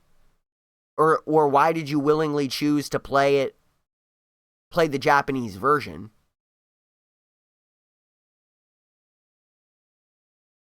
I thought I recall you giving a reason for that, but like even Genealogy of the Holy War is a Japanese game, but there's like an English patch where they. Oh, okay, makes sense then. Wait, but even that makes less sense then. I mean, there's an English version of the game. Why didn't you just buy the English version? I would figure the English version would probably be cheaper. Oh, wait, you're not in America? I don't know why I just assume everybody is. Everybody in the world lives in America. Oh, you are? Okay. Well, and I was going to say your English is like super attuned. Like, you can tell if someone doesn't speak English as a primary language because they'll have sayings here or there that don't really line up with how we use them. The American game is super. Wow. I thought usually it's the other way around. Like anything that's subbed. Oh, okay. That's interesting. I would have thought it was the complete opposite. You know, I wonder if either of you guys are familiar with this series, because it's a series eventually I want to play on stream, but I want to play through the whole series, and there's like a ton of games, so I don't really want to start it. Very similar to Fire Emblem in a way, but have you guys ever heard of Super Robot Wars? Like that whole kind of series?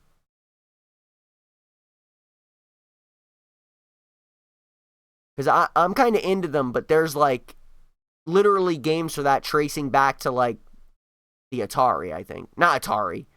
An old, maybe the NES, I would think. The graphics were at least good enough to be NES.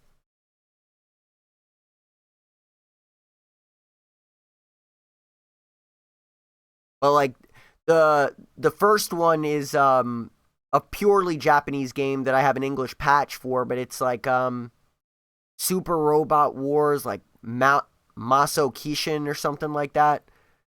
And I think it's like Fire Emblem except better. Because obviously it's all like mechs and shit, judging by the name Super Robot Wars. But it's all about positioning. So like if you attack an enemy, here I'll just show you a video of the gameplay. But if you attack, it's all about positioning. So like you want to try to attack enemies from behind, you get a buff for that. But the same applies to you. So like it's very much big on positioning. But like I said, the graphics are ugly because it's, it's old as shit. They also have, they re-released the game on PSP, but it's not, there's no English patches for it. So the only one that's available that people who can speak English can play is the one on, I don't know what console. Why can I not find original gameplay? This is literally all... Why can I not find... Is it Atari? It can't be Atari.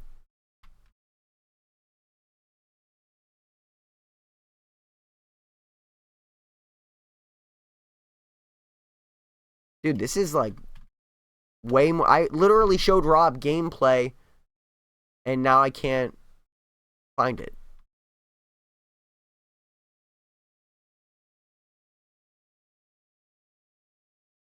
Hold on. Let me see. SRW.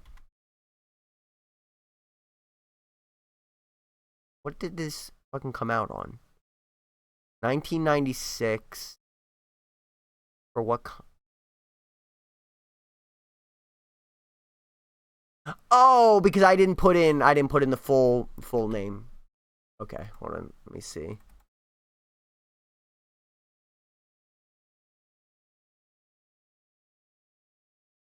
All right, let me go to display capture.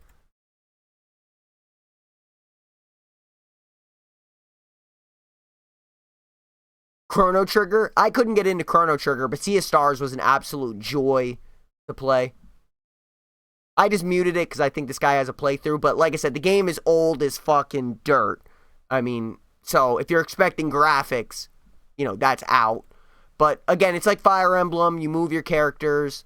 It's all mech based.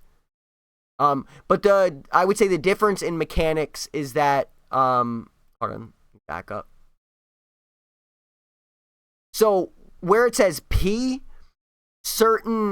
that means it's a post move, meaning you can move and use it. Mega Beam Cannon, for example, you cannot use after moving. So that's another interesting mechanic. And then added to that is the positioning. So you want to attack enemies from the side. And like even just the attack here, weapon power, revised power, meaning this is the baseline of this weapon's attack. But based on your character's stats, it raises up. But I absolutely love it. It's challenging, but very interested.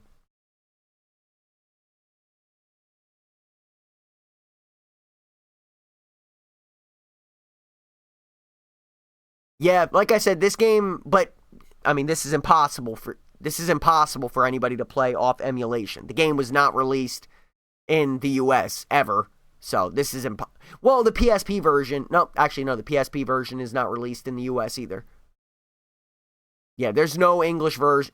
That's the problem for somebody who wants to play this series is that the majority of these games are not available in the US in any way, shape, or form for whatever reason. I think it's because the problem with the series is that it's Super Robot Wars, meaning they'll use shit from Gundam.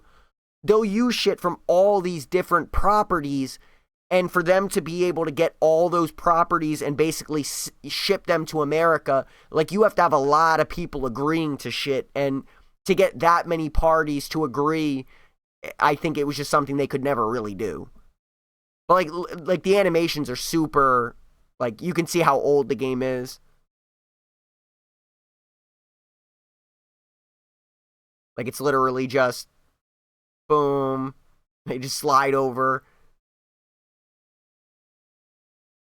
But the other cool thing, too, is that when you get attacked, you can choose to defend, which will obviously reduce the damage. You can also choose to try to evade, which will just evade total damage completely.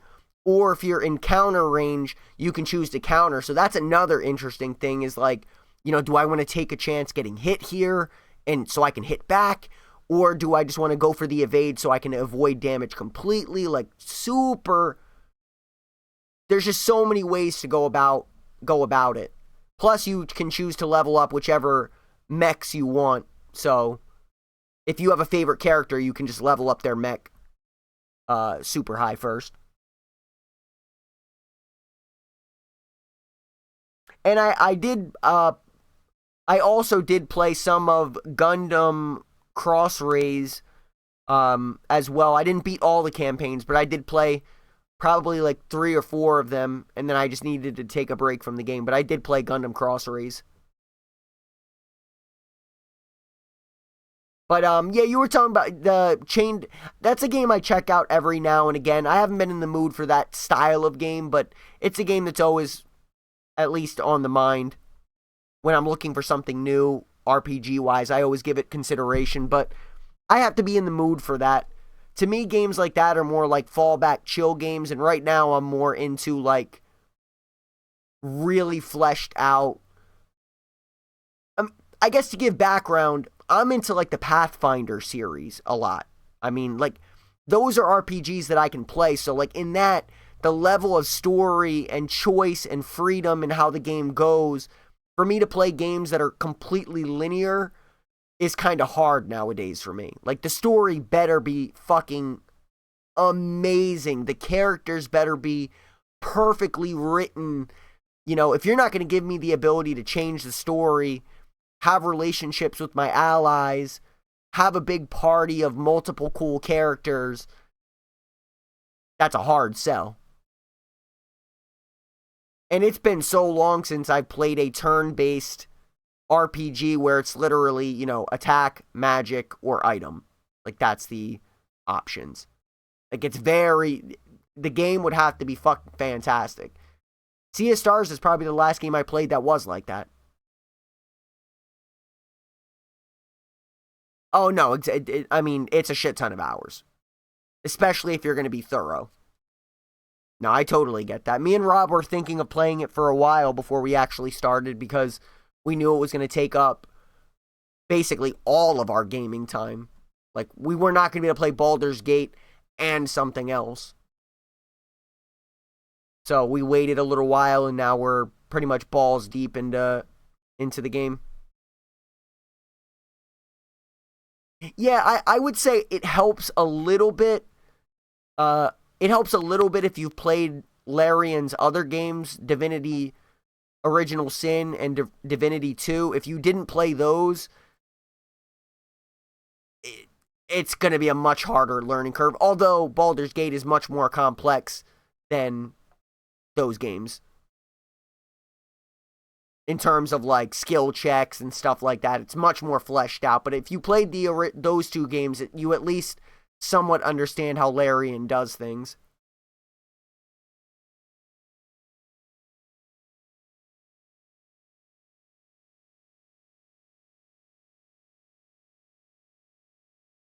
But it's been good talking to you. I don't mean to cut you off if you're typing something. But let me take a short break, because I'm assuming me and Rob will be back on to stream some Baldur's Gate. Probably just some background, because I wasn't gaming with Rob when you were around. Dude's got like a whole family, so like my gaming I can hop on whenever. He does not have the liberty to just hop on whenever, so the schedule's a little inconsistent, but pretty much we've been getting on at around 6. So if you do want to see any of Baldur's Gate, we'll be playing that. That's pretty much our main game right now, but obviously if you have interest in playing it, then you probably shouldn't watch, but that's what we're kind of maining right now. But probably around like 6:30. Hopefully earlier, but like I said, dude's got a whole family, so sometimes you can come home and tell the girlfriend or wife, I want a game today, but if you do that shit every day, you ain't gonna have the girlfriend or wife for long.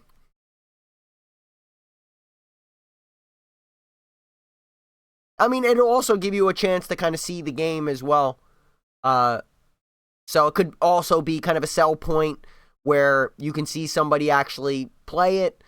And we're not super far into the game. We're still in Act 1, so it would be spoilers for Act 1, but we haven't even discovered the primary story points yet.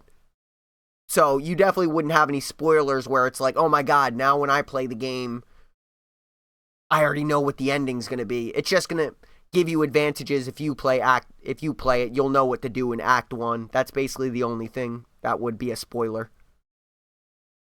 But if you want to hang out, like I said, probably like 6:30.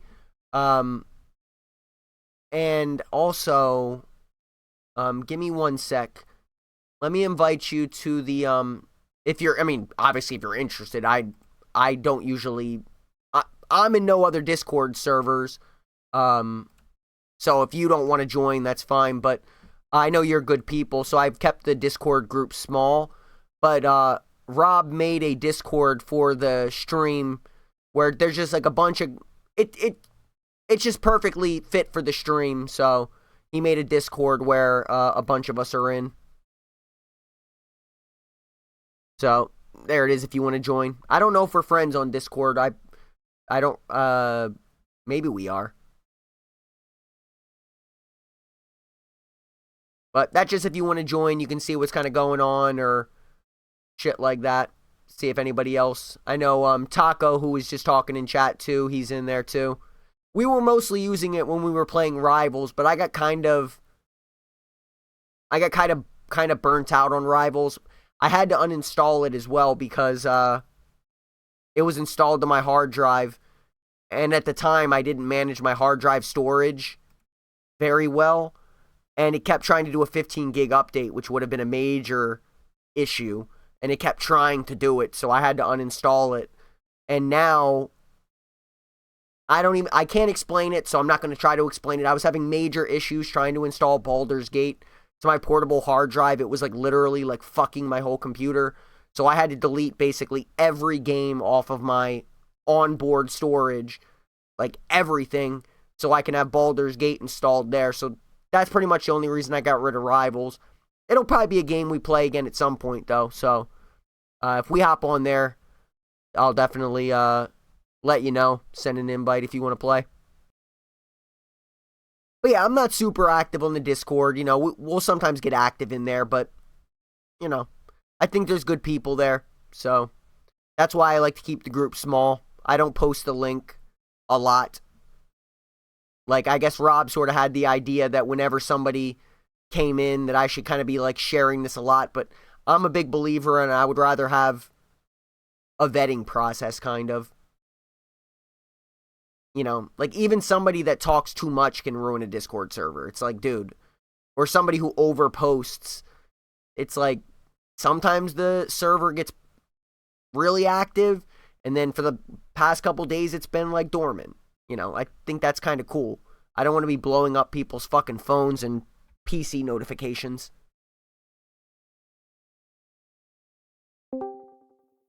Oh, did this what the fuck? Oh, you just joined as I was about to stop streaming. Yeah.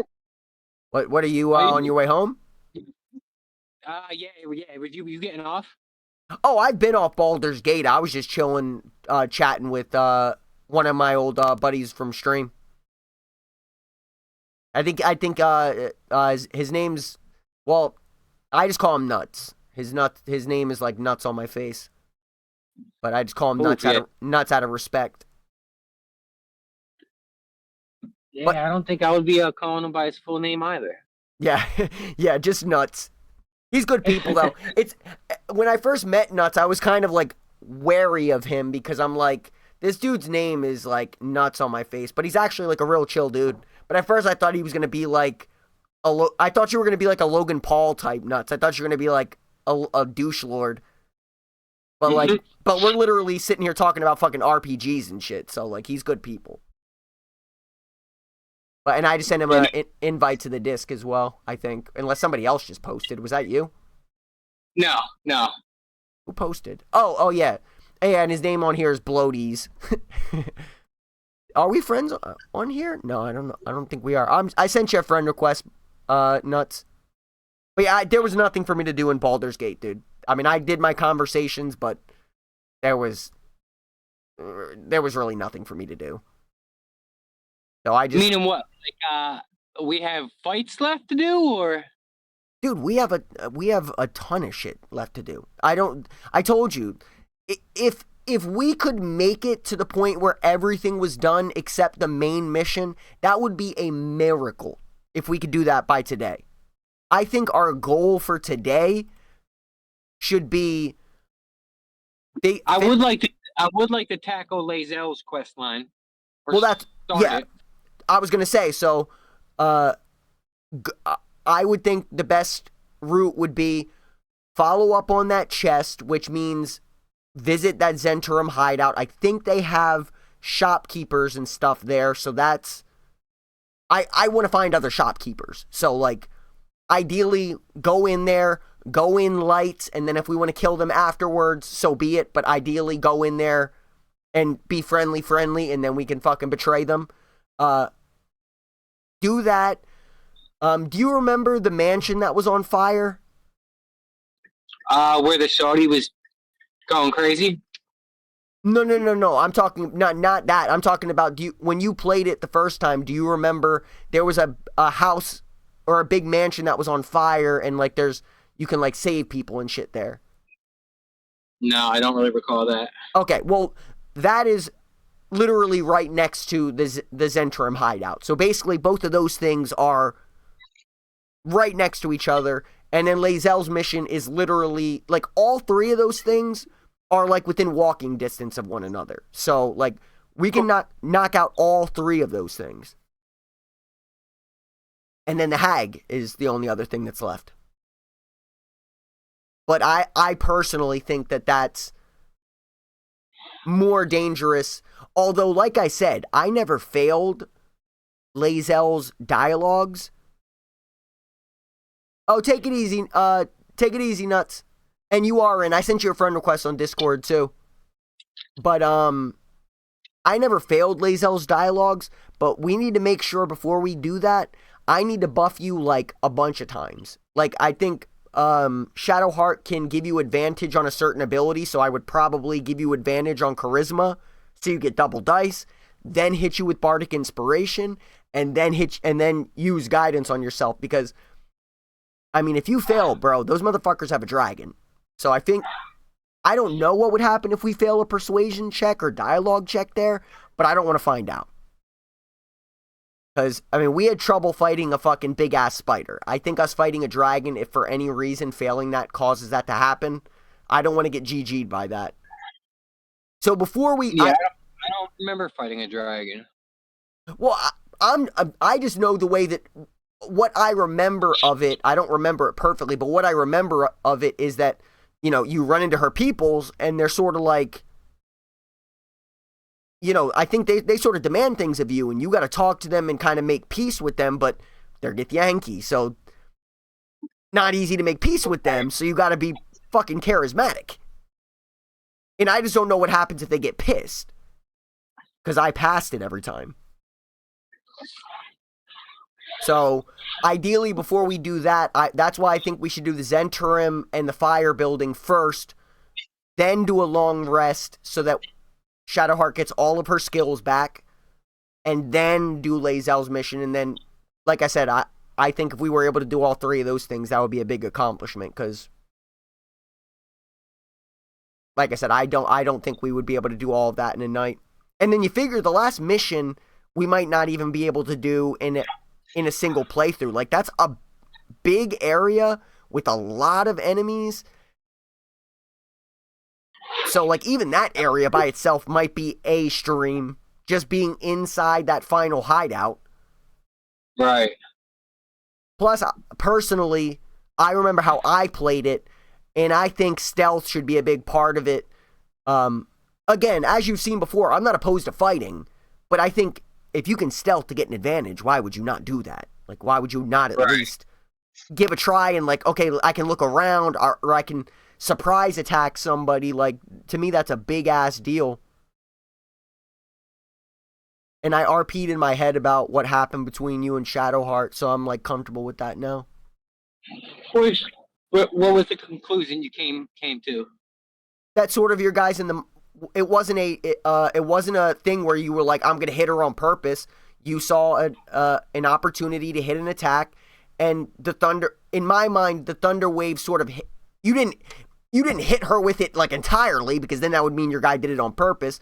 But she was in the she was in the AOE, sort of hit the wall really hard, which is why she was sort of like knocked out, I guess is the way I look at it. She was like dazed. And in my mind, again, the way I played it is that your guy was sort of unapologetic about it, almost the way you were, where it was like, shit happens, like, you know. Casualties of war. Yeah, like that's the way I viewed it, is that your guy would sort of be like that. And I even had to RP that I shoved you, and in my mind, it was just like Shadowheart, like Winston pain, like whatever happened to her before, she had like a thing of pain. And I don't imagine your guy being like, ow. I imagine him getting up and sort of like dusting himself off and kind of like laughing, which I think is a fair thing too. That like, you know, I didn't imagine in my head that your guy was like, oh my God, ow, I'm so sorry. Like I even gave in my head, you fouled the shove. But you tried to, and like your arm slipped off my shoulder. But I succeeded on it though, so we have to acknowledge that would be the same thing as me saying like, I would say that would be like the same thing as me saying she didn't get hit by the thunder wave, but she did. But that's what I got video evidence that happened. Well, I got video evidence that the shove happened. Oh my God, bro, it was funny too because you actually did get me. I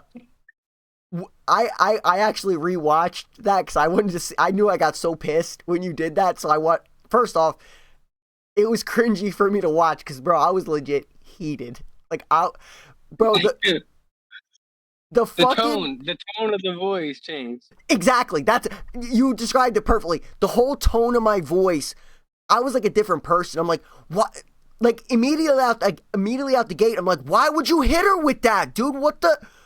Like, and because you didn't know that you were gonna do it, like you didn't even notice after you did it, even when the bar was next to you. But dude, that dialogue between us was hilarious because I'm like, I was being a dick at first because I was like, one of your people, because I was painting you into a corner. I'm like, one of your people better pick her up because I'm not doing it. And then you were like, you were trolling, but you were like, not with that tone of voice. Not with that tone of voice. I'm not helping. And then I was like, motherfucker, I'll just fly out of here and leave you. And you're like, me and Lae'zel will go invisible. And I'm like, I was just like, checkmate. Yeah, that's what you said. I was just like, do it. And you were like, checkmate. Because I knew you were right. I'm like, if he goes invisible, they'll get out. The one thing I wanted to talk about though, because I feel like obviously I have made no attempts to control the way you play, but can you kind of paint me a picture of like what scrolls you decide to use or not use? Because the only reason I think that we should limit ourselves is that there's a finite number of scrolls and we can't make them. So like if you say I'm going to use anything that I deem is good, now like you're taking away scrolls that I might be able to use. Where it's like if it fits my character, I should use it, versus if you just say if I like it, I'm going to use it type deal. It's like that means you're basically cutting into everybody's pot all at once. Like you use Thunder Wave. Like is Thunder kind of one of your things? So there I have a couple different thoughts on this. My first thought is I don't play the way you play. Like my natural way of playing is it's available to me, so I'm going to use it.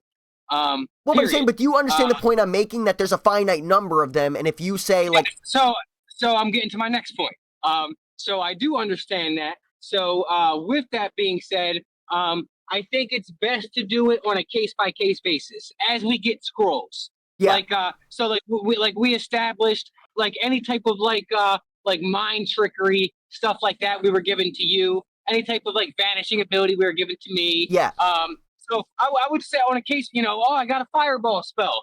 Well, I'm going to use that. Cool. Well, now we just set the tone. Any type of fireball spells are going to go to you. That's the main thing I wanted to talk about, though, is because there is only going to be certain kinds of attacks. There's fire, acid, thunder, lightning, psychic. I don't know if sonic is a thing.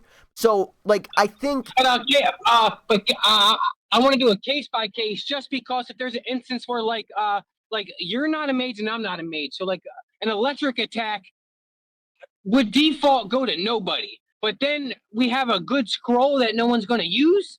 So well, no, but that's what I'm saying. where- We have 4 characters, so basically, none of us should be using psychic. Like, I don't use psychic damage. That's not my thing. Like, psychic is like mind flayer shit mostly. So I use fire.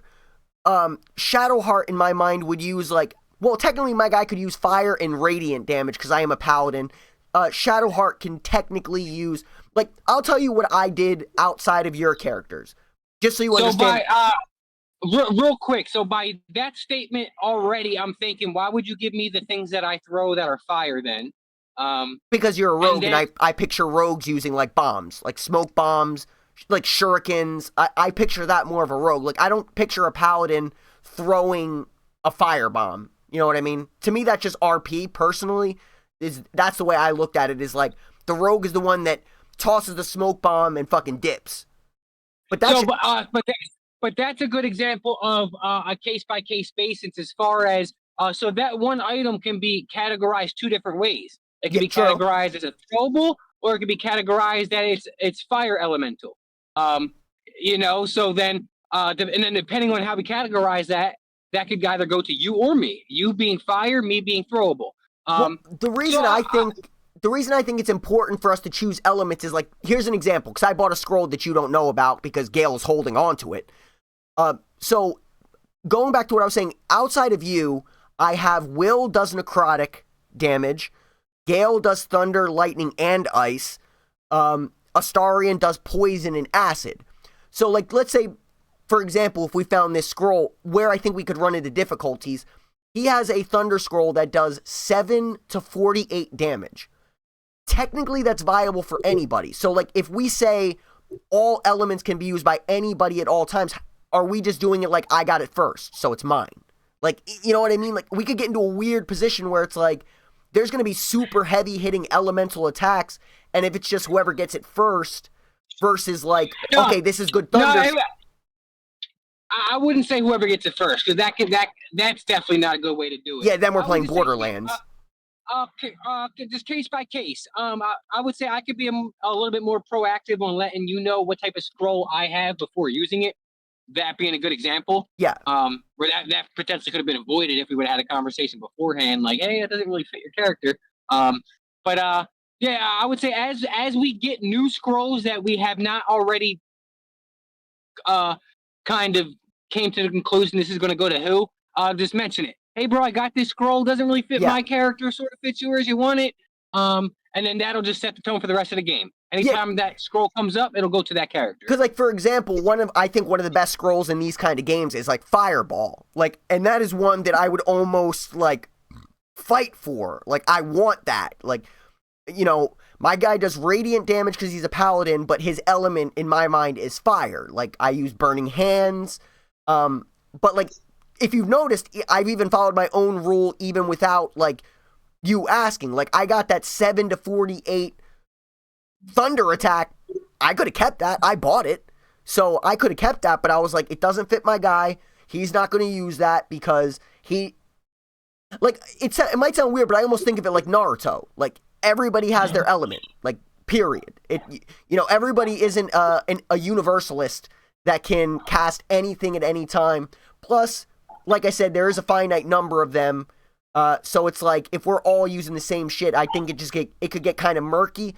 Plus, we could also combo attacks where it's like, somebody hits grease on the ground and then you throw fire, or I throw fire, now they're burning. Or somebody throws water and you throw thunder or lightning, now it's electrocuted water. So, like, that's why I think having not the same shit can, like, work in unison really well. And you used acid with Lae'zel, which I thought, RP-wise, I kind of liked that. Thunder with your guy, I mean, I think thunder / lightning, if I was to pick, if you said for me to pick everything, I would think thunder and lightning is good for your guy, because basically that means you get 2, because I have 2, which is radiant damage and fire. And then I don't really use attack spells with Shadowheart, so she doesn't get attack spells. I give her, like, debuffs. Well, I would say for any type of elemental spell, I'm good on. No matter what category it is, because I could default to my elemental arrows for that if I need to use a certain element. True, actually, yeah, it's a good point. That's a good point. And those are, yeah, having the arrows is big, big, big. But I mean, and Yeah, also, I honestly forgot how useful those can be. And also, by the way, I'm not bringing this up because I've had an issue with the way things have went.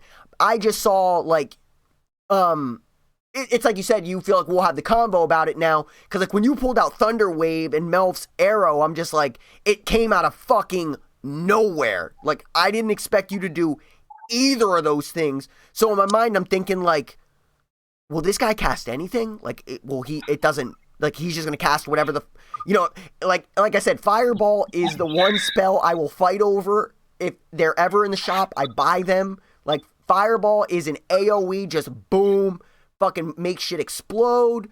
I love Fireball.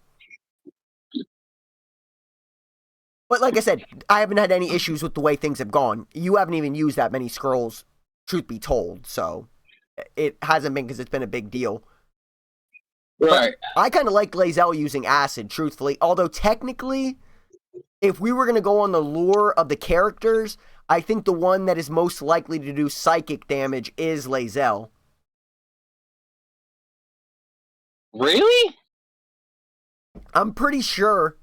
I mean, I would just default to. I feel like she's against anything that's not brute force. Like anything outside of muscle, she's not with it. That's the vibe I get. Well, the only reason I would say her is because if you think about it, Mind Flayers fight with like psychic shit all the time, and who is the ones that are eradicating and chasing down the Mind Flayers? The Githyanki. So in my mind, they would have some sort of resistance or some sort of knowledge of psychic powers at this point. Otherwise, how would they even be able to fight back?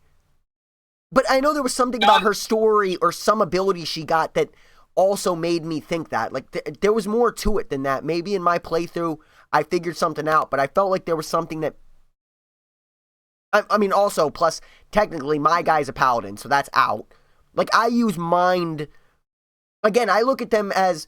Like, I joked, but I looked at my guy's background that I trained as a paladin, I was expelled, I didn't lose my powers because... just because I was expelled doesn't mean that I'm not a paladin. It means they didn't accept me as a paladin anymore, which is why I lost connection with my power, but they're still there. But I looked at it in my RP that my guy was sort of looking for the smart, he was more logical than those around him. Instead of learning new prayers, he learned how to pick a lock. He learned how to read people's minds. He learned how to speak to animals. Like, he looked for logical shit to do in the world versus, like, I'm going to learn a new prayer or I'm going to show how devout I am. Like, and I take it that the time he was away, he just dabbled in everything a little bit, which is why I have, like, my guy can use scrolls. My guy can, use all these kind of, like, versatile scrolls. And that's why I've always that's also why I always make him a guild artisan, even though technically that's not my twist. But I make him a guild artisan because it matches my RP of, like, I joined a lot of guilds. I had my hand in a lot of things type shit. Or subconsciously.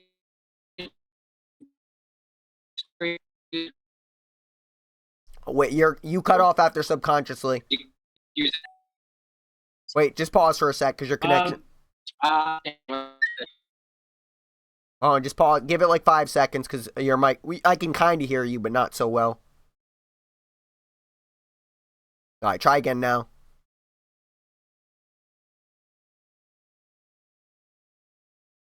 Oh, or maybe we... No, it's... No, you're cutting. You're cutting out. It's like every other word's coming through. Are you hearing me okay? Yeah. Okay, now I think you might be good now. Yo. Yeah, you're good now. After you said subconsciously, it was like every other word, so I wasn't picking up anything. I could hear you, but it was like every other word. Gotcha. I lost my train of thought, but all right.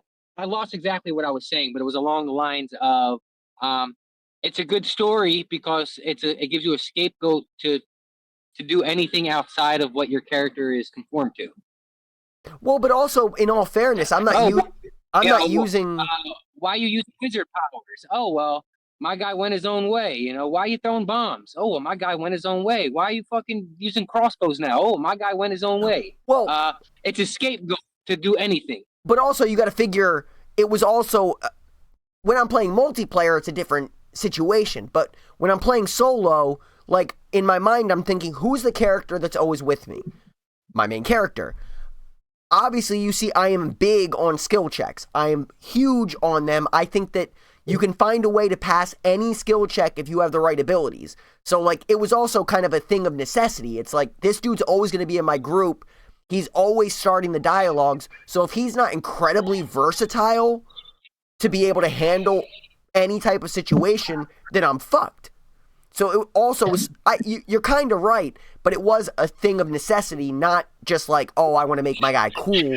It was like, if I can't speak to animals, you know, then I'm going to miss out. So my guy has to be able to speak to animals. My guy has to be able to speak to the dead. You know, he has to be strong. He has to be persuasive. Because obviously I know all the shit now, but going in blind, it's like, he just needs to be able to do a little bit of everything. But to be fair, I don't use OP scrolls. Basically, I use Potion of Mind Reading. So I use Mind Reading. Speak to Animals is a spell that I would have got through my oath. So that's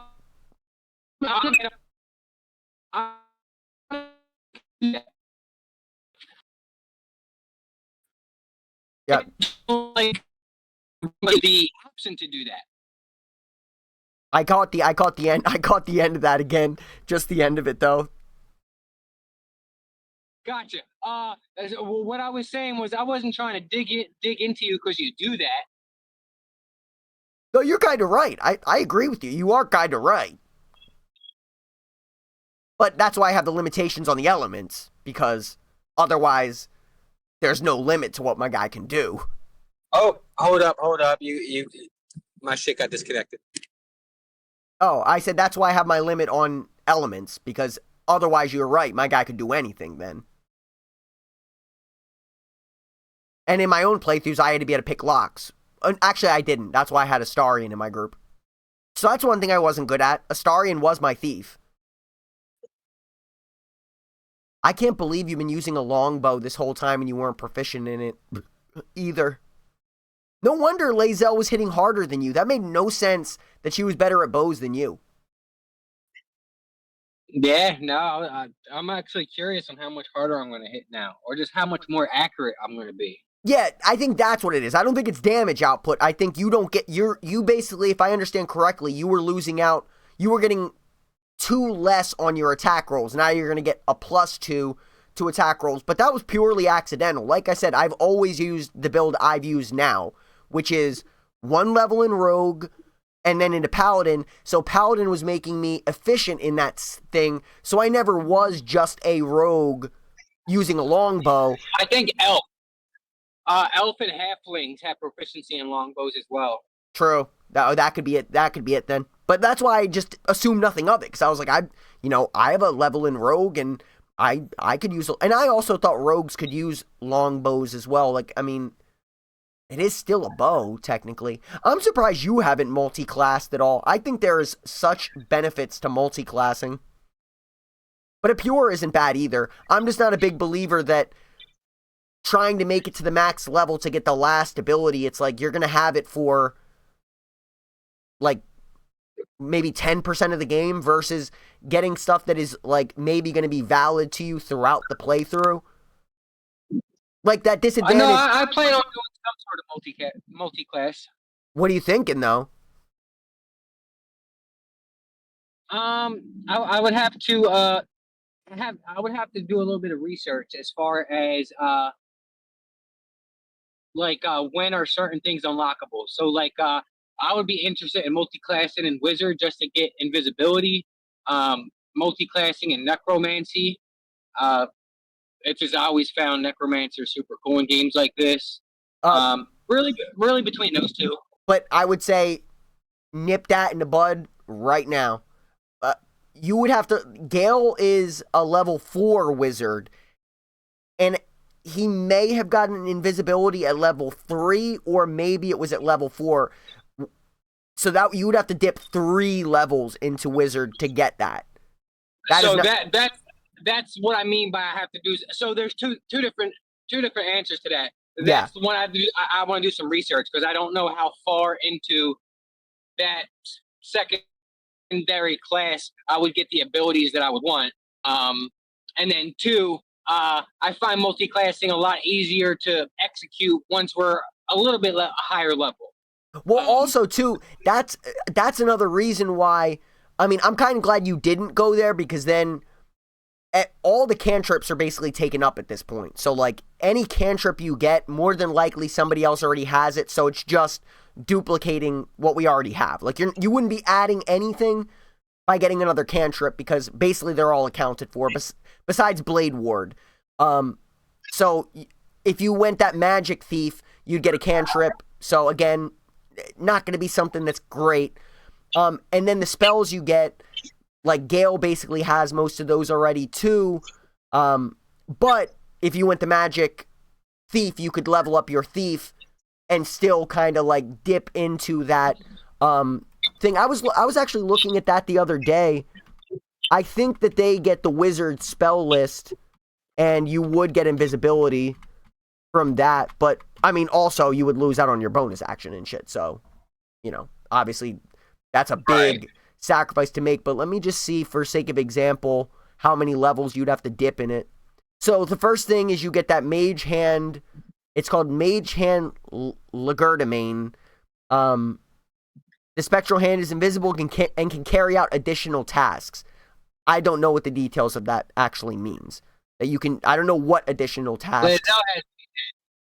But yours is technically better. It says it says it can carry out additional tasks. Like I told you before, Mage Hand can't really do a lot. It's there for like very specific little things, like maybe opening a door for you that you can't open, or, you know, trying to disable a trap by pressing a button.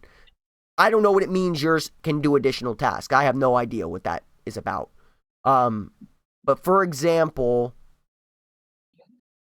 like the level 1 spells you would have let me see the cantrips to see if there's anything that's even valid to you. The only cantrip, which is the unlimited spells that you can use in a limited amount of time, that's good, is one called Minor Illusion. It conjures a simple illusion to distract enemies. So I think you can sort of, let's say you need to sneak by somebody, you can cast a Minor Illusion. They'll be like, huh? Like, what's that? And they'll go check it out, and you can walk past them.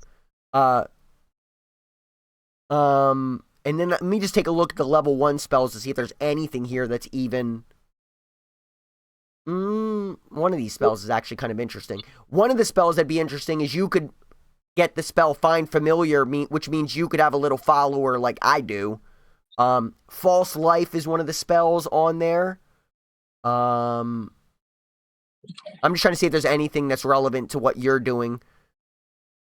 Shield is a pretty cool one. It's a reaction. So you have to put it in your spell list, but it's a reaction. The spell allows spellcasters to avoid being hit by an enemy attack at the last possible instant. I think it basically gives you +5 dodge or armor, so like you can make them miss. But that description is not accurate. And then Thunder Wave is on there, obviously, as a regular thing. Oh my god. Oh no, not worth. You'd have to be level 8 rogue to just be able to have invisibility available.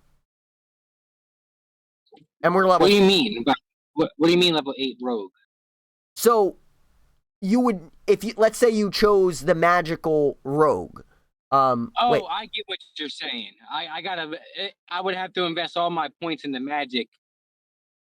No. I'm saying, without multi-classing, let's say you went the Mage Thief. Like, what is it called? The Arcane Trickster. Say you chose that as your subclass. Invisibility would only become available to you at level 8. Like, you start off with level 1 spells. You have only level 1 spells until level 7. At level 8, that's just when you unlock level 2 spells. And the thought process behind that is that you are not a mage. So that's why Gale unlocks it at level 4. But the point is that you're a thief that has some magic. You're not a mage. So that's why you're not going to get access to... Yeah, you don't even get access to level 3 spells. And level 2 spells that are relevant to you is invisibility, obviously. Blur, which is attackers have disadvantage on attack rolls. I told you, I've tried to find the scrolls when they're available. They haven't been available, but Blur would be relevant to you. Mirror Image, Misty Step, like basically all of those good spells are available. Yo, brother, I'm Oh, say it again? I just pulled up to the crib, so I'm gonna hop off my phone. I'll be on Discord, ready to game in like 15 minutes. Okay, gotcha. I'll go check on my cats then in the meantime. Gotcha. All right, I'll catch you in a bit. All right, peace. Peace. All right. I guess I'll just leave stream open then. Well, no, I'm gonna actually end it because I've been on this stream ending soon.